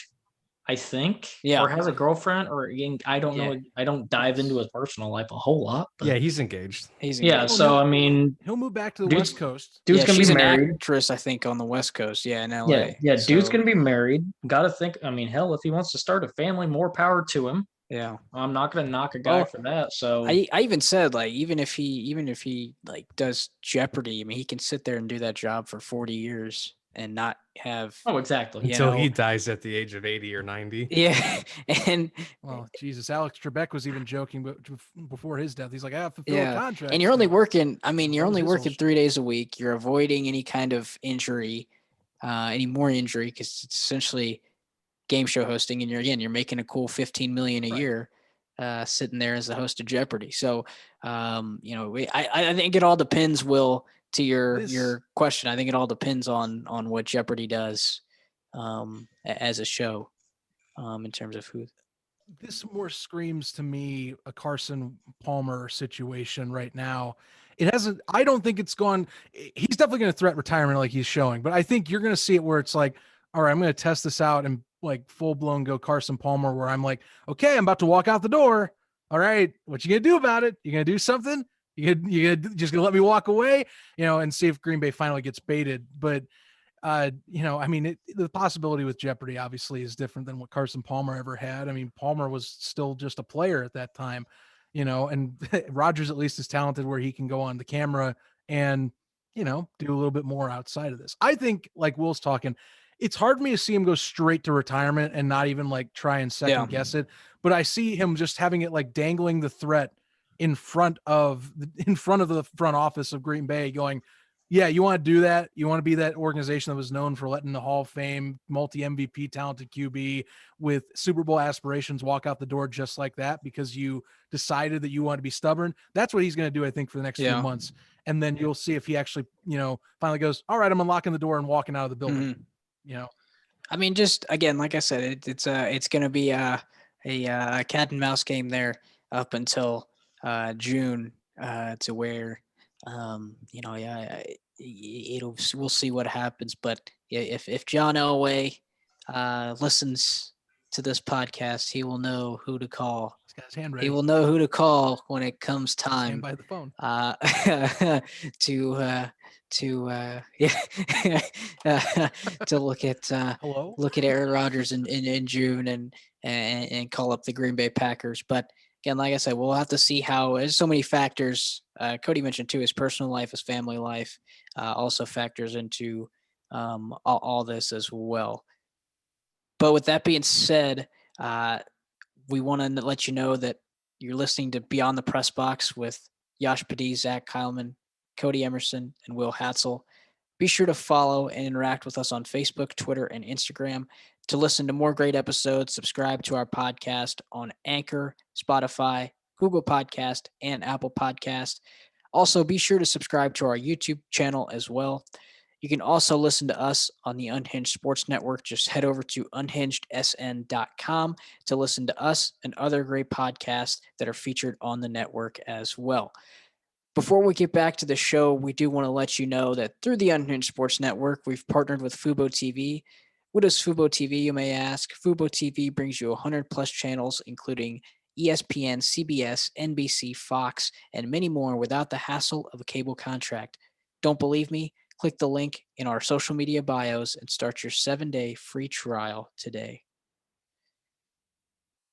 Well, we just had a very interesting and big draft recap discussion, but there's also something big brewing in the NBA as well. We're almost just 2 weeks out from the play-in tournament, and I know we touched on this very lightly earlier last couple podcasts ago, but I do want to dive a little deeper into this play-in format that the NBA is going with for this year, because like I said, we're only 2 weeks away from the start of that. So when you look at the teams kind of vying for the play-in tournament, which one of those teams do you think can really get out of that play-in tournament and make a deep run in this year's NBA playoffs?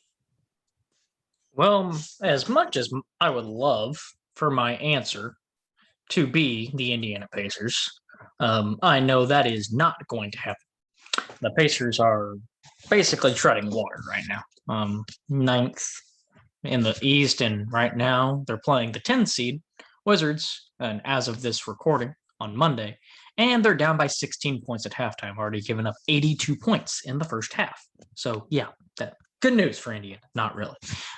Without Miles Turner, their defense is basically non-existent. That's my Pacers rant for the week.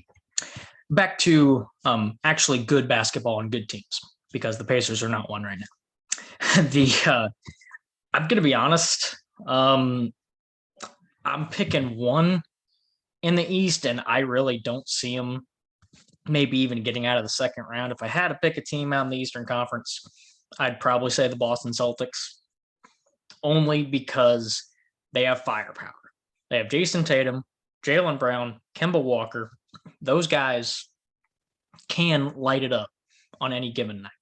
So, but the lack of really depth has hurt them this year, because the Celtics should not be. The Celtics should really be, if you look at it, probably in the 4 seed right now.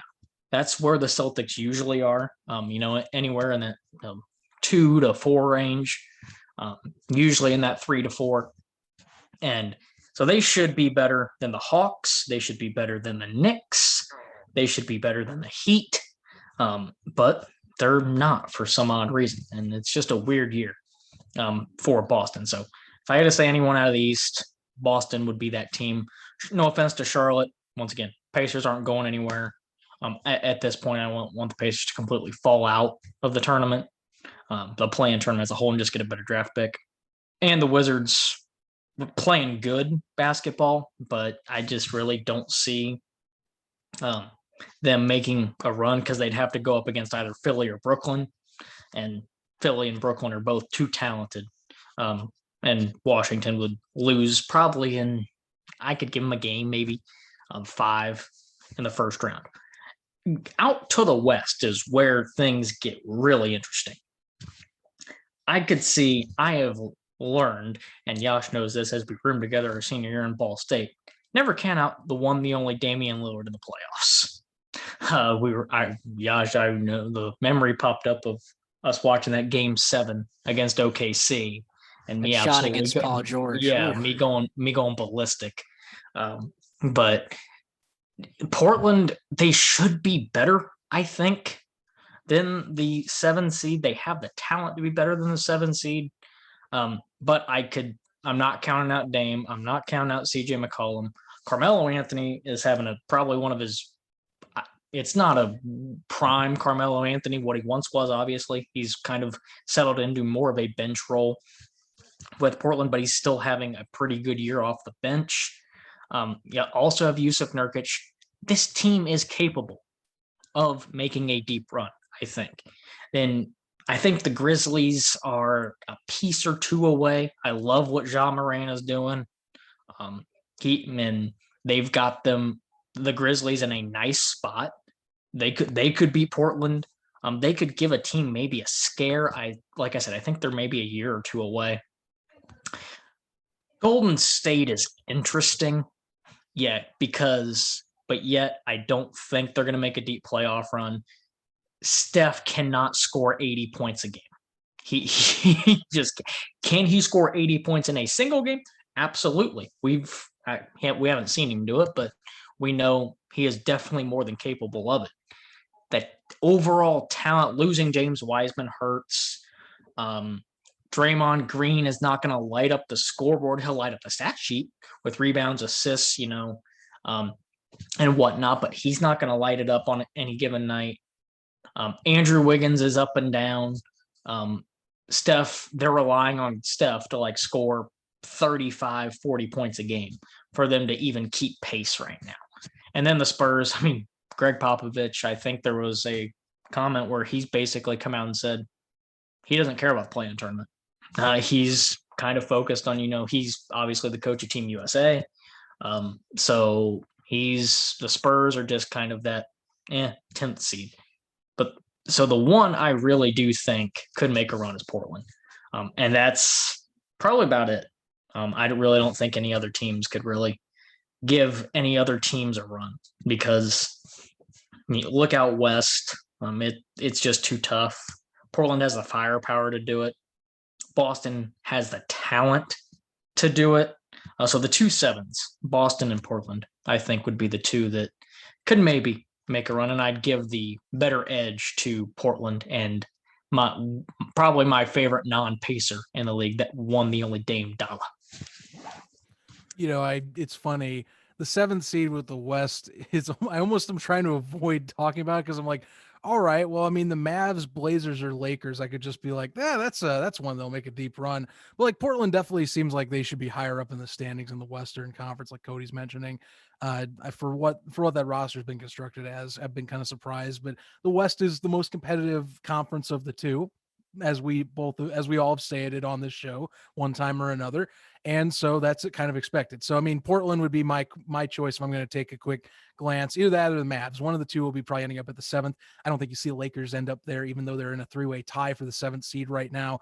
I just don't think you're going to see James do it, especially for a future point we're going to be talking about after this quick inquiry on our favorite teams with the play-in tournament. The Eastern Conference is what fascinates me, and what has been fascinating me this entire year because it's generally weaker, although there is some separation now, guys. We are seeing it a little bit. The New York Knicks, I'm telling you, I've said it since the beginning, they are the most surprising team in the NBA to me still, and I'm holding that line as we go into the playoffs. But besides that, there's been a little bit of separation on what you could see are more legitimate teams: the Celtics, the Heat, the Hawks at that bottom area of the top 8, if you will. And I could go with the Celtics here. I would say that's probably my safe pick. I actually like the hot hand. I like what Bradley Beal and Russell Westbrook have finally found in terms of chemistry. There is something going on that is right there. I think that you have the Wizards that are playing a hot hand right now. And I think that, 2 weeks before the playoffs, they've found a setup on their court that works. It just works. You don't have 10-2 runs go without any recognition here. And as Cody's mentioning while we're talking, I mean, they're destroying the Pacers. Credit, no Miles Turner, but that's going to be another win in their cap. Most likely they'll be 30-35. They might be higher up in that play-in tournament by the end of this if we're talking about it. And hey, if they're going to ride this hot hand, maybe we aren't even talking. We'll talk about maybe about the 8th seed or so, but I like the hot hand here, and especially for an East that is completely inconsistent this season. Anything goes. No one's 100% sure who's going to break away. I mean, the Celtics right now are one of the models of inconsistency for a team that was built to be one of the top 4 in the East, as one of those teams you say, hey, I'm expecting them to be competing for a title right now, or at least a finals berth through the Eastern Conference, and they're sitting at 7. For a play-in tournament, yeah, they're safe, but in model of inconsistency and not playing up to their standard, if I'm being honest, that's what gets me.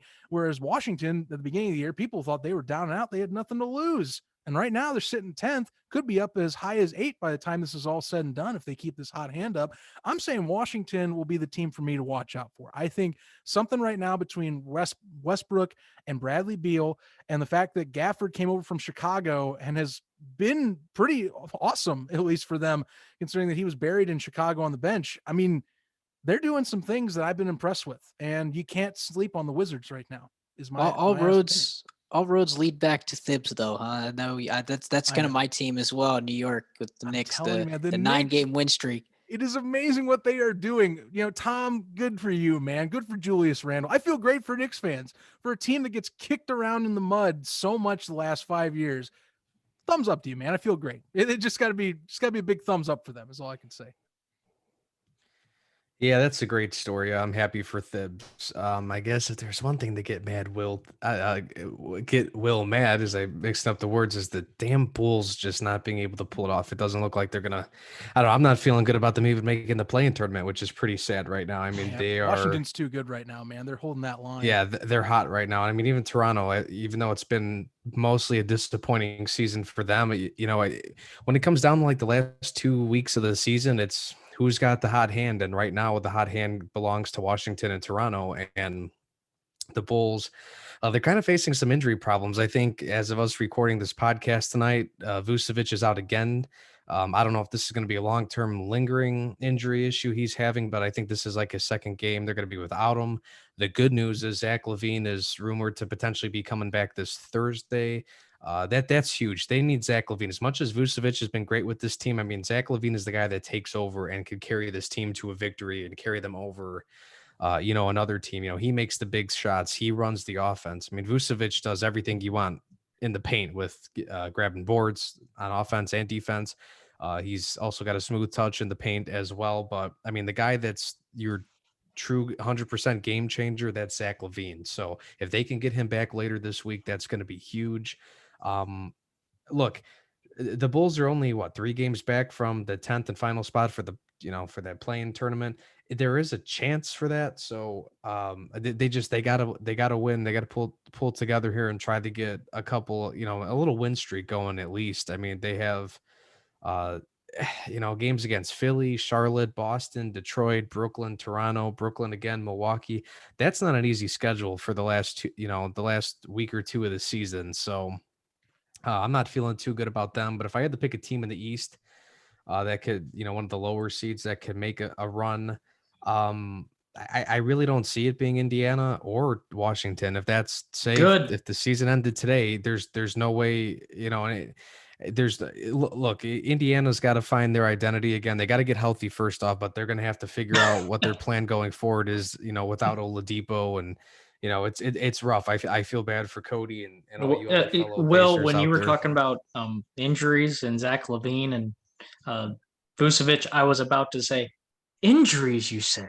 Let me tell you all about the world of injuries. Have a seat. Oh, we know, because look, it dates back to like 2012 with Derrick Rose. This year, of course, we were good until the end of the season. When we need our 2-star players the most, they end up being out for whatever reason. Man, I feel your pain. If I had to pick a lower, it's just tough, guys. I mean, I feel like I'm waiting for Boston to emerge again. Like, if Jason Tatum could could go off for 40, 50 points, like once a week, like it seems like it's been this season.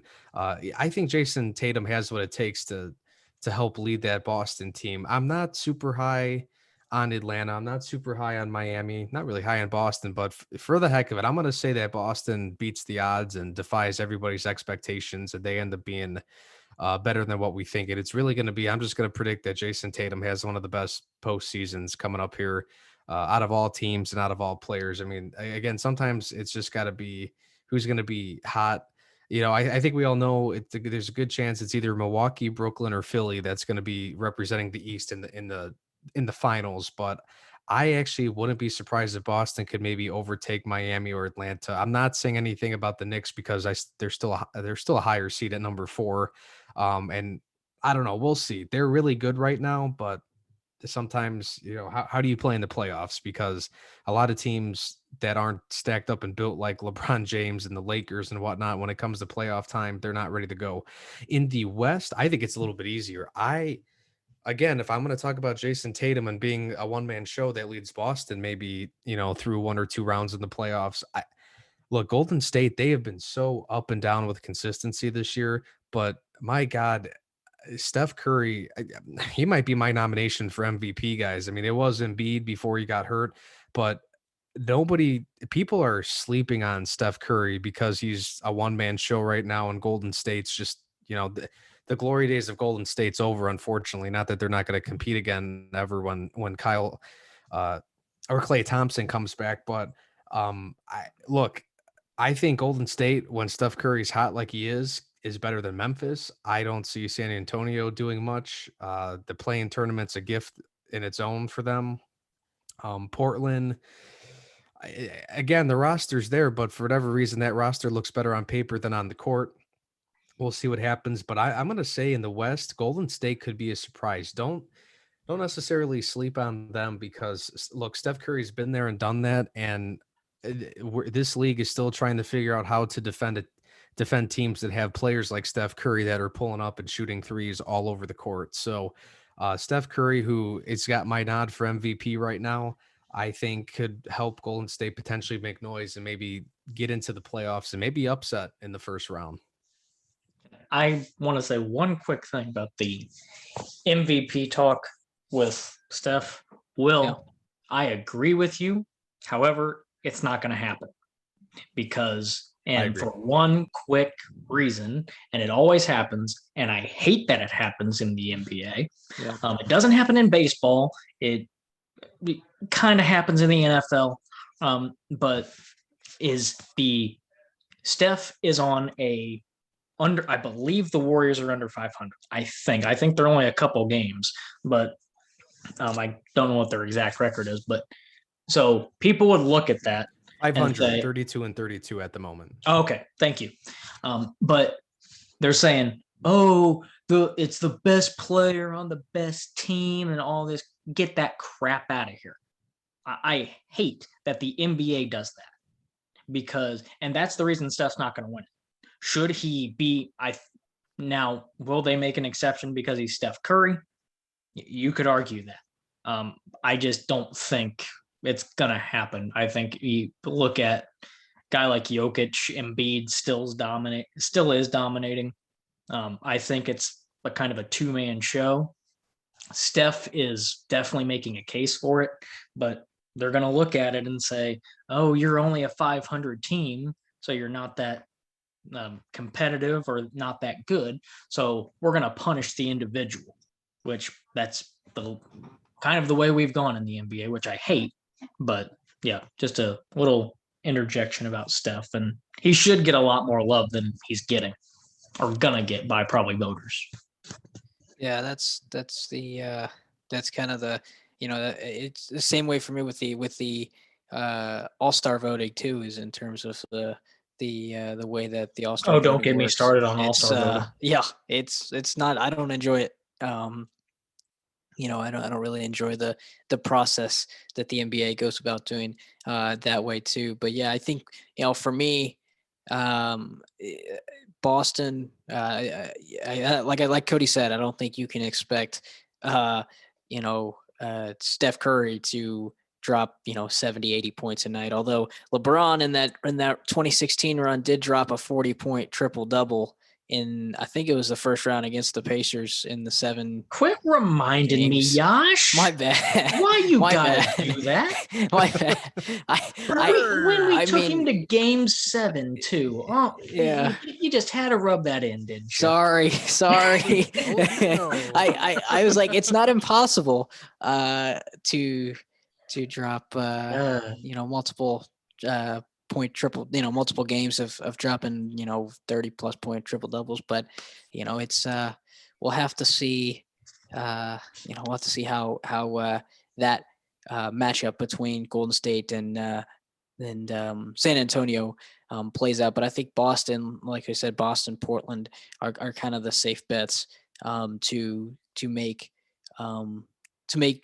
make noise in the playoffs themselves, but not go too far, but make noise at least within the NBA playoffs when they get started. But I know we touched on, it's we touched on this kind of play-in tournament, and there's still 2 weeks left. So it's still, I mean, these seedings, and I know Will, you said this too, was these seedings could change in a matter of days, and you could see some of these teams fall. You could see some of these teams, Codey even mentioned it. The Memphis, the Grizzlies could move up the way that they're playing. Some of these teams at the present moment in the play-in tournament could move into a higher seed. Could move out of the play-in tournament. Some teams could move down into the play-in tournament. I mean, 2 weeks is a long time, and a lot of games that could come down to the wire. And I know the NBA they did a whole kind of article on kind of some teams to watch as the play-in tournament kind of race kind of heats up here in these final 2 weeks. So that's kind of what I wanted to kind of pose to you guys is, what teams are you looking for or looking out for as this play-in tournament battle, this battle for the play-in tournament intensifies here in these last 2 weeks? Well, again, like based off of this article, when I look at the East, like I said, it really is an intriguing list. When you look at Atlanta, Miami, and Boston, the Hornets, I'm not really feeling them just yet. I know LaMelo came back. I just don't know if he's going to be totally ready to go on a deep run with them. And that's a team that I think they maybe just need a taste of the playoffs this year, and then maybe they hit the ground running next year and become more of a threat. Like I said, I like Boston because I think when I look at the Hawks and the Heat, they just haven't look, they're relevant enough, but I just don't think they've put it together fully as a team. Jimmy Butler is playing really well, but I kind of feel like the rest of his team, he's trying to lift them up, and they haven't really gotten to the highest level they could go. Jimmy Butler at times doesn't, but I think he's been better. Atlanta, they just, they've had uh, you know, they've had injury issues all year. I know Trae Young got hurt, I think, last week, and they lost to the Knicks in that game. So I'm looking at Boston as a good chance because I just really feel like when Jason Tatum gets that ice in his veins, he's just unstoppable. If I had to pick a second team, it would probably be the Knicks because Tom Thibodeau does know how to coach a playoff contending team, and it seems like they got something good going there right now with Julius Randle. So if I had to take two teams out of the East, I'll add the Knicks along with Boston. When I'm looking at the West, again, more intriguing teams. I really like Dallas. I think Luka Doncic, he's ready to take off too, and just ready to take off in the playoffs specifically. Portland, again, they're one of the most talented teams on paper, but it doesn't always translate to the most success on the court. We've seen them hit some big shots in the playoffs. I know especially against Cody's favorite former Pacer of all time. We see things like that happen on occasions with Portland. Can they get it together this year? I kind of put a question mark on them. I like Dallas and I like Golden State. I already told you guys, Steph Curry playing like an MVP. I don't think people talk enough about the solid seasons that Kelly Oubre and Andrew Wiggins have had. And these were guys that were rumored to maybe get traded. I think it's great that Golden State kept them. And I think they should really try to see if they can work these guys into the lineup, even with Klay Thompson coming back next year, and of course still Steph Curry. So and Draymond Green, you know, maybe it will never be as elite on offense as he is on defense, but having an elite defender like him is key too, and that's important in the playoffs. You need somebody that could stop some of the big time players that can make the big time shots and take over games. So, Draymond Green is your answer to defending Luka Doncic or a Jason Tatum and guys like that. So my two teams from the West would be the Warriors and the Mavericks. I'm gonna give you kind of Will went the middle of the pack a little bit. I'm gonna go upper. I'm really intrigued by the top seed race in the East between Brooklyn and Philly, and then also out west between Phoenix. Who in the hell saw Phoenix being the number one seed in the West? And Phoenix and Utah have been battling back and forth all year. I really want to see what Phoenix does come postseason time. That Chris Paul, I don't know what it is about Chris Paul, but the teams he goes to, they immediately, and talk about MVP conversation. Chris Paul is, I think, a person no one talks about in MVP conversations ever. But if we get down to the nitty gritty, most valuable, you look what Phoenix was last year. I don't even think they made the playoffs. I think they were in the play-in tournament. I think in that 8-9 range, guys, they're the number one seed. That if that doesn't tell you how valuable Chris Paul is to a team, I don't know what does. And so they're going to be no easy out come the postseason. And also, I do want to apologize to Portland. I thought they were a little, I was just looking at where they were at in standings. I didn't even bother to check record. They're technically tied with the Lakers and Mavs for the 5th seed. So I do want to apologize to Portland just for a second. So Portland could very well end up at the 5. And I think that's, they're not up there with Phoenix, Denver, and the Clippers per se. And also, the another Phoenix stuff. Phoenix, Utah, Denver, and Clippers. Yeah, the 4 teams up there. But they could easily be a 5. Luka is going to be another intriguing story. Luka Doncic is, I talk about another guy who should get MVP consideration. Dude almost is averaging triple-double for one of the, I'd say a pretty solid Dallas team who is still looking to find itself just a little bit. And I'll go back to the East to end my little spiel here. And the main storyline I'm going to be watching. Can Philly finally get over the hump? If Philly has been that team, they've been on the cusp year in, year out. The trust the process. Trust the process is, we've been waiting for the process to actually fulfill itself. Is this the year? Is this the year? All the pressure is going to be on them because they're going to be either one or two. They're going to be our neck and neck favorites with Brooklyn to come out of the Eastern Conference and finally make the finals. So can they finally live up to expectations? So we've got intriguing storylines all over the place. I'm looking at mainly the top with, Phoenix and Utah out west, with Brooklyn and Philly out east. I think we could very well come down to the final day of the regular season with both of the 1 and 2 seeds, being up for grabs. Yeah, I think that's what's going to be happening here because the 1 seed and 7 seed battles in both conferences really are entertaining right now. As Cody's saying right there, the 76ers, okay, it's do or die time now. You have everything that you've been looking for. You got Doc Rivers leading the way for you as, of course, the bench coach there. Let's get this all taken care of and let's take care of business against, what would be most likely either the Bucks or the Nets you're going to be taking on in the Eastern Conference Finals, in my opinion. But they have everything to take on either one of these teams. I think, the Nets obviously are more of the, star powered stacked team right now. Anything goes, super team to a T of the description, but the 76ers, they have all the pieces. They have a Joel Embiid that's an MVP talent that is playing his best basketball right now. and has role players around him that are complementing his game that's making it work on the court, which is why they are number 1 or number 2 this entire season in the Eastern Conference. So I'm looking really 1 through 3 here. I mean, I don't think the Bucks will be able to keep up just because the margin of error for those top teams in the East has been that close. I think you're going to see either Brooklyn or the 76ers take that 1-2 spot in, at least respectively, at the end of the season. And then, as Cody's mentioning too, the Phoenix Suns, come on, you just got to clap for him, man. It's been impressive.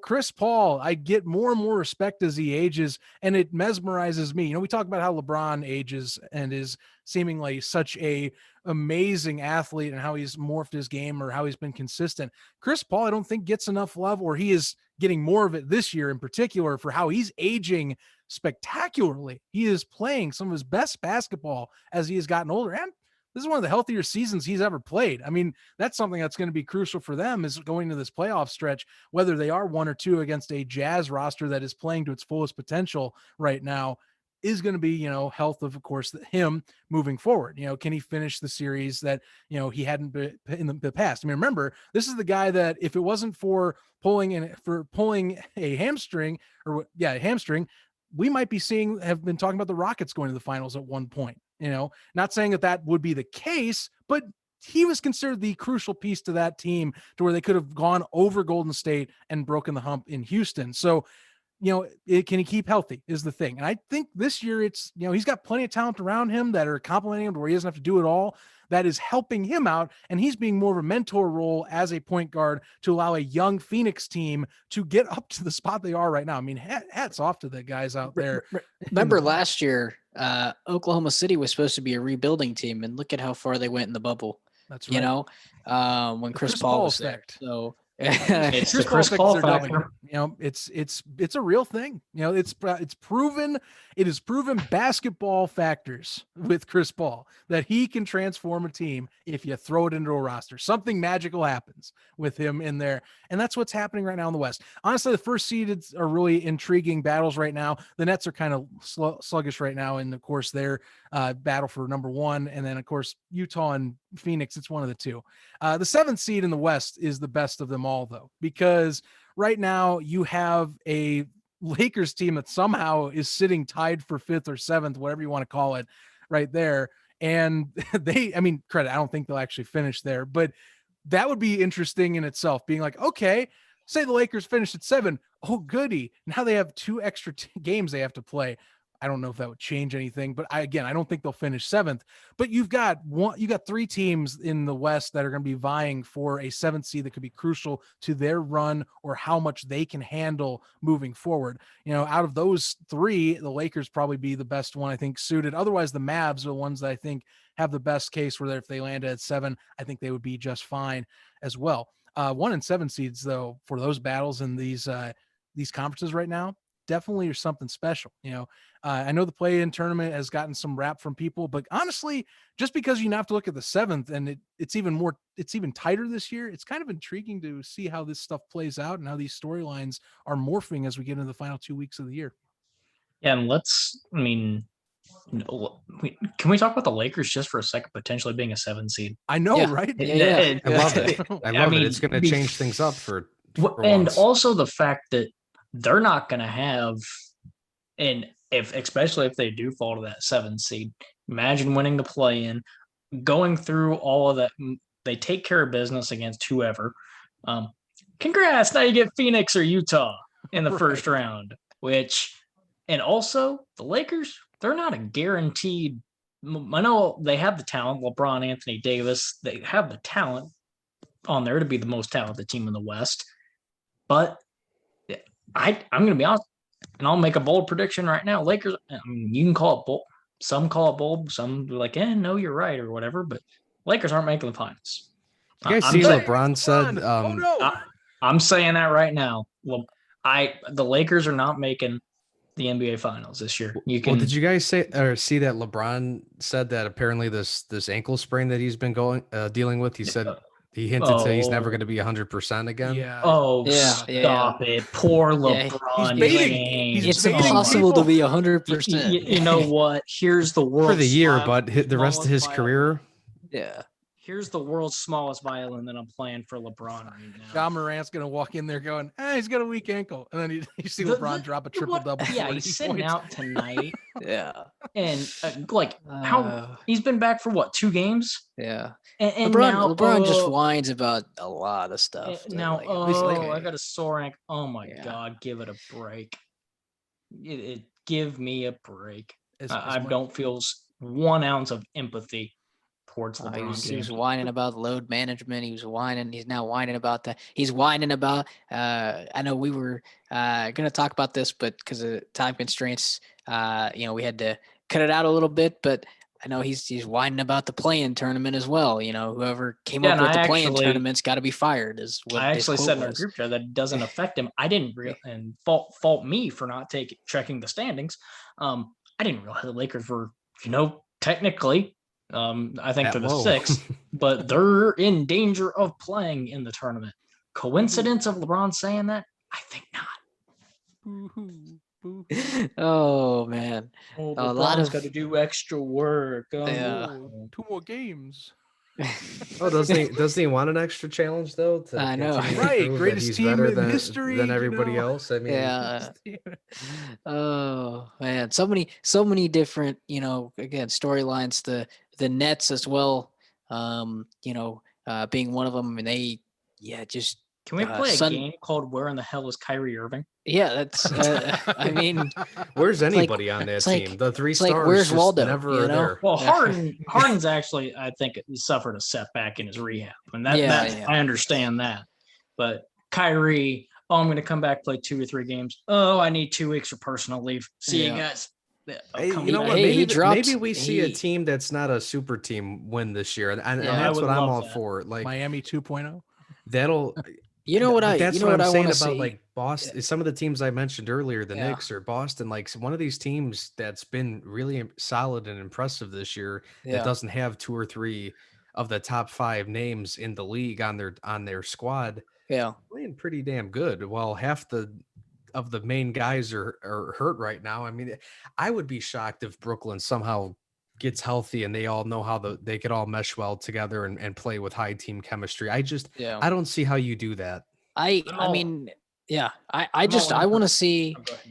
Oh, sorry. What were you saying, Cody? No, I was just saying I'm all in on the Phoenix championship. Yeah. That's what I was going to say. Paul deserves one. I'd love to see. He deserves one, and I'm all in on it. If I think I'd love to see Phoenix win a NBA Finals, and again, just because and Chris Paul. Not only do I want it for Chris Paul, it's just the fact that he's putting other guys, like Cody said, he's going to be a mentor as a point guard. He's putting other guys. I mean, even ahead of himself. I mean, even in his post game interview, I think the other day, he said, I'm happy. Not only did he say I'm happy for myself, he said I'm happy for Devin Booker because being in the league for so long, never been in the playoffs, he feels that Devin Booker is underappreciated, and I feel like now he'll be more acknowledged or more noticed because of all the good stuff that he's doing around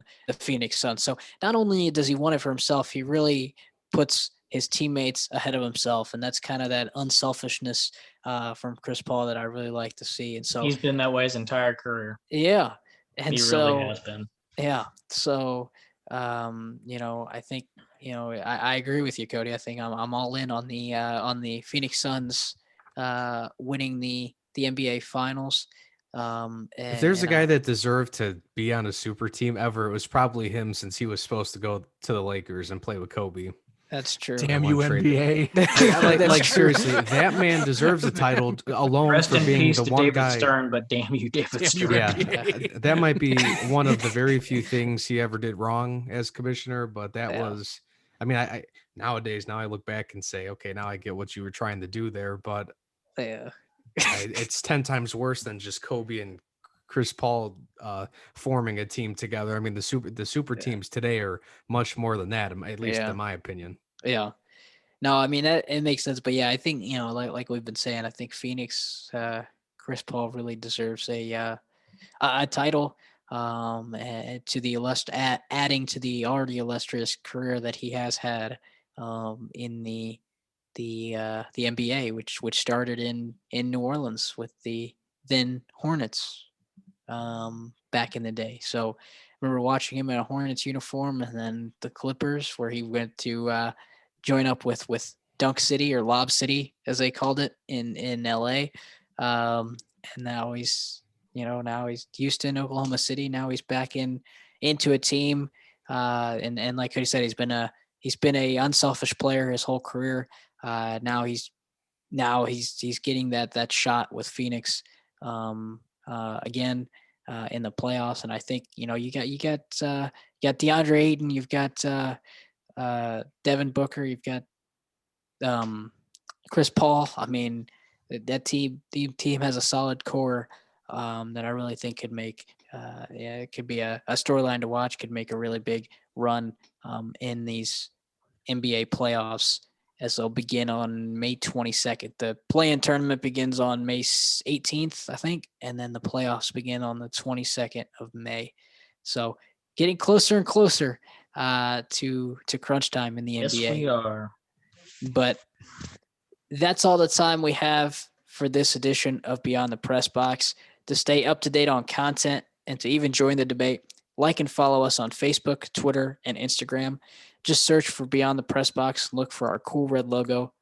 To listen to more great episodes, be sure to subscribe to our podcast on Anchor, Spotify, Google Podcast, and Apple Podcast. Also, be sure to subscribe to our YouTube channel to get a video version of our podcast as well. We're also a proud member of the Unhinged Sports Network, so head over to unhingedsn.com to listen to our podcast and many other great podcasts as well. I know our very own Zach Kyleman has his own football-specific podcast called Gridiron Gallery. So if you're ever looking for any, like all your football content, head over to Unhinged on Fridays. Non-NFL too. Hey, now, I talk that. NFL, just not. You talk NFL, but you also talk XFL. You shed the light on the other leagues as well. The spring league. I know what you mean, Cody. Yeah. So I'm trying to pump you up. Not downgrade. I promise. But if you want to listen to Zach's podcast, you can tune into Unhinged on Fridays at 11 a.m. Our podcast airs on Unhinged on Tuesdays at 2 p.m. So make sure to catch our podcast on Unhinged, as well as Zach's podcast on the network as well. But with that being said, we want to thank you for listening in, and have a great rest of your week.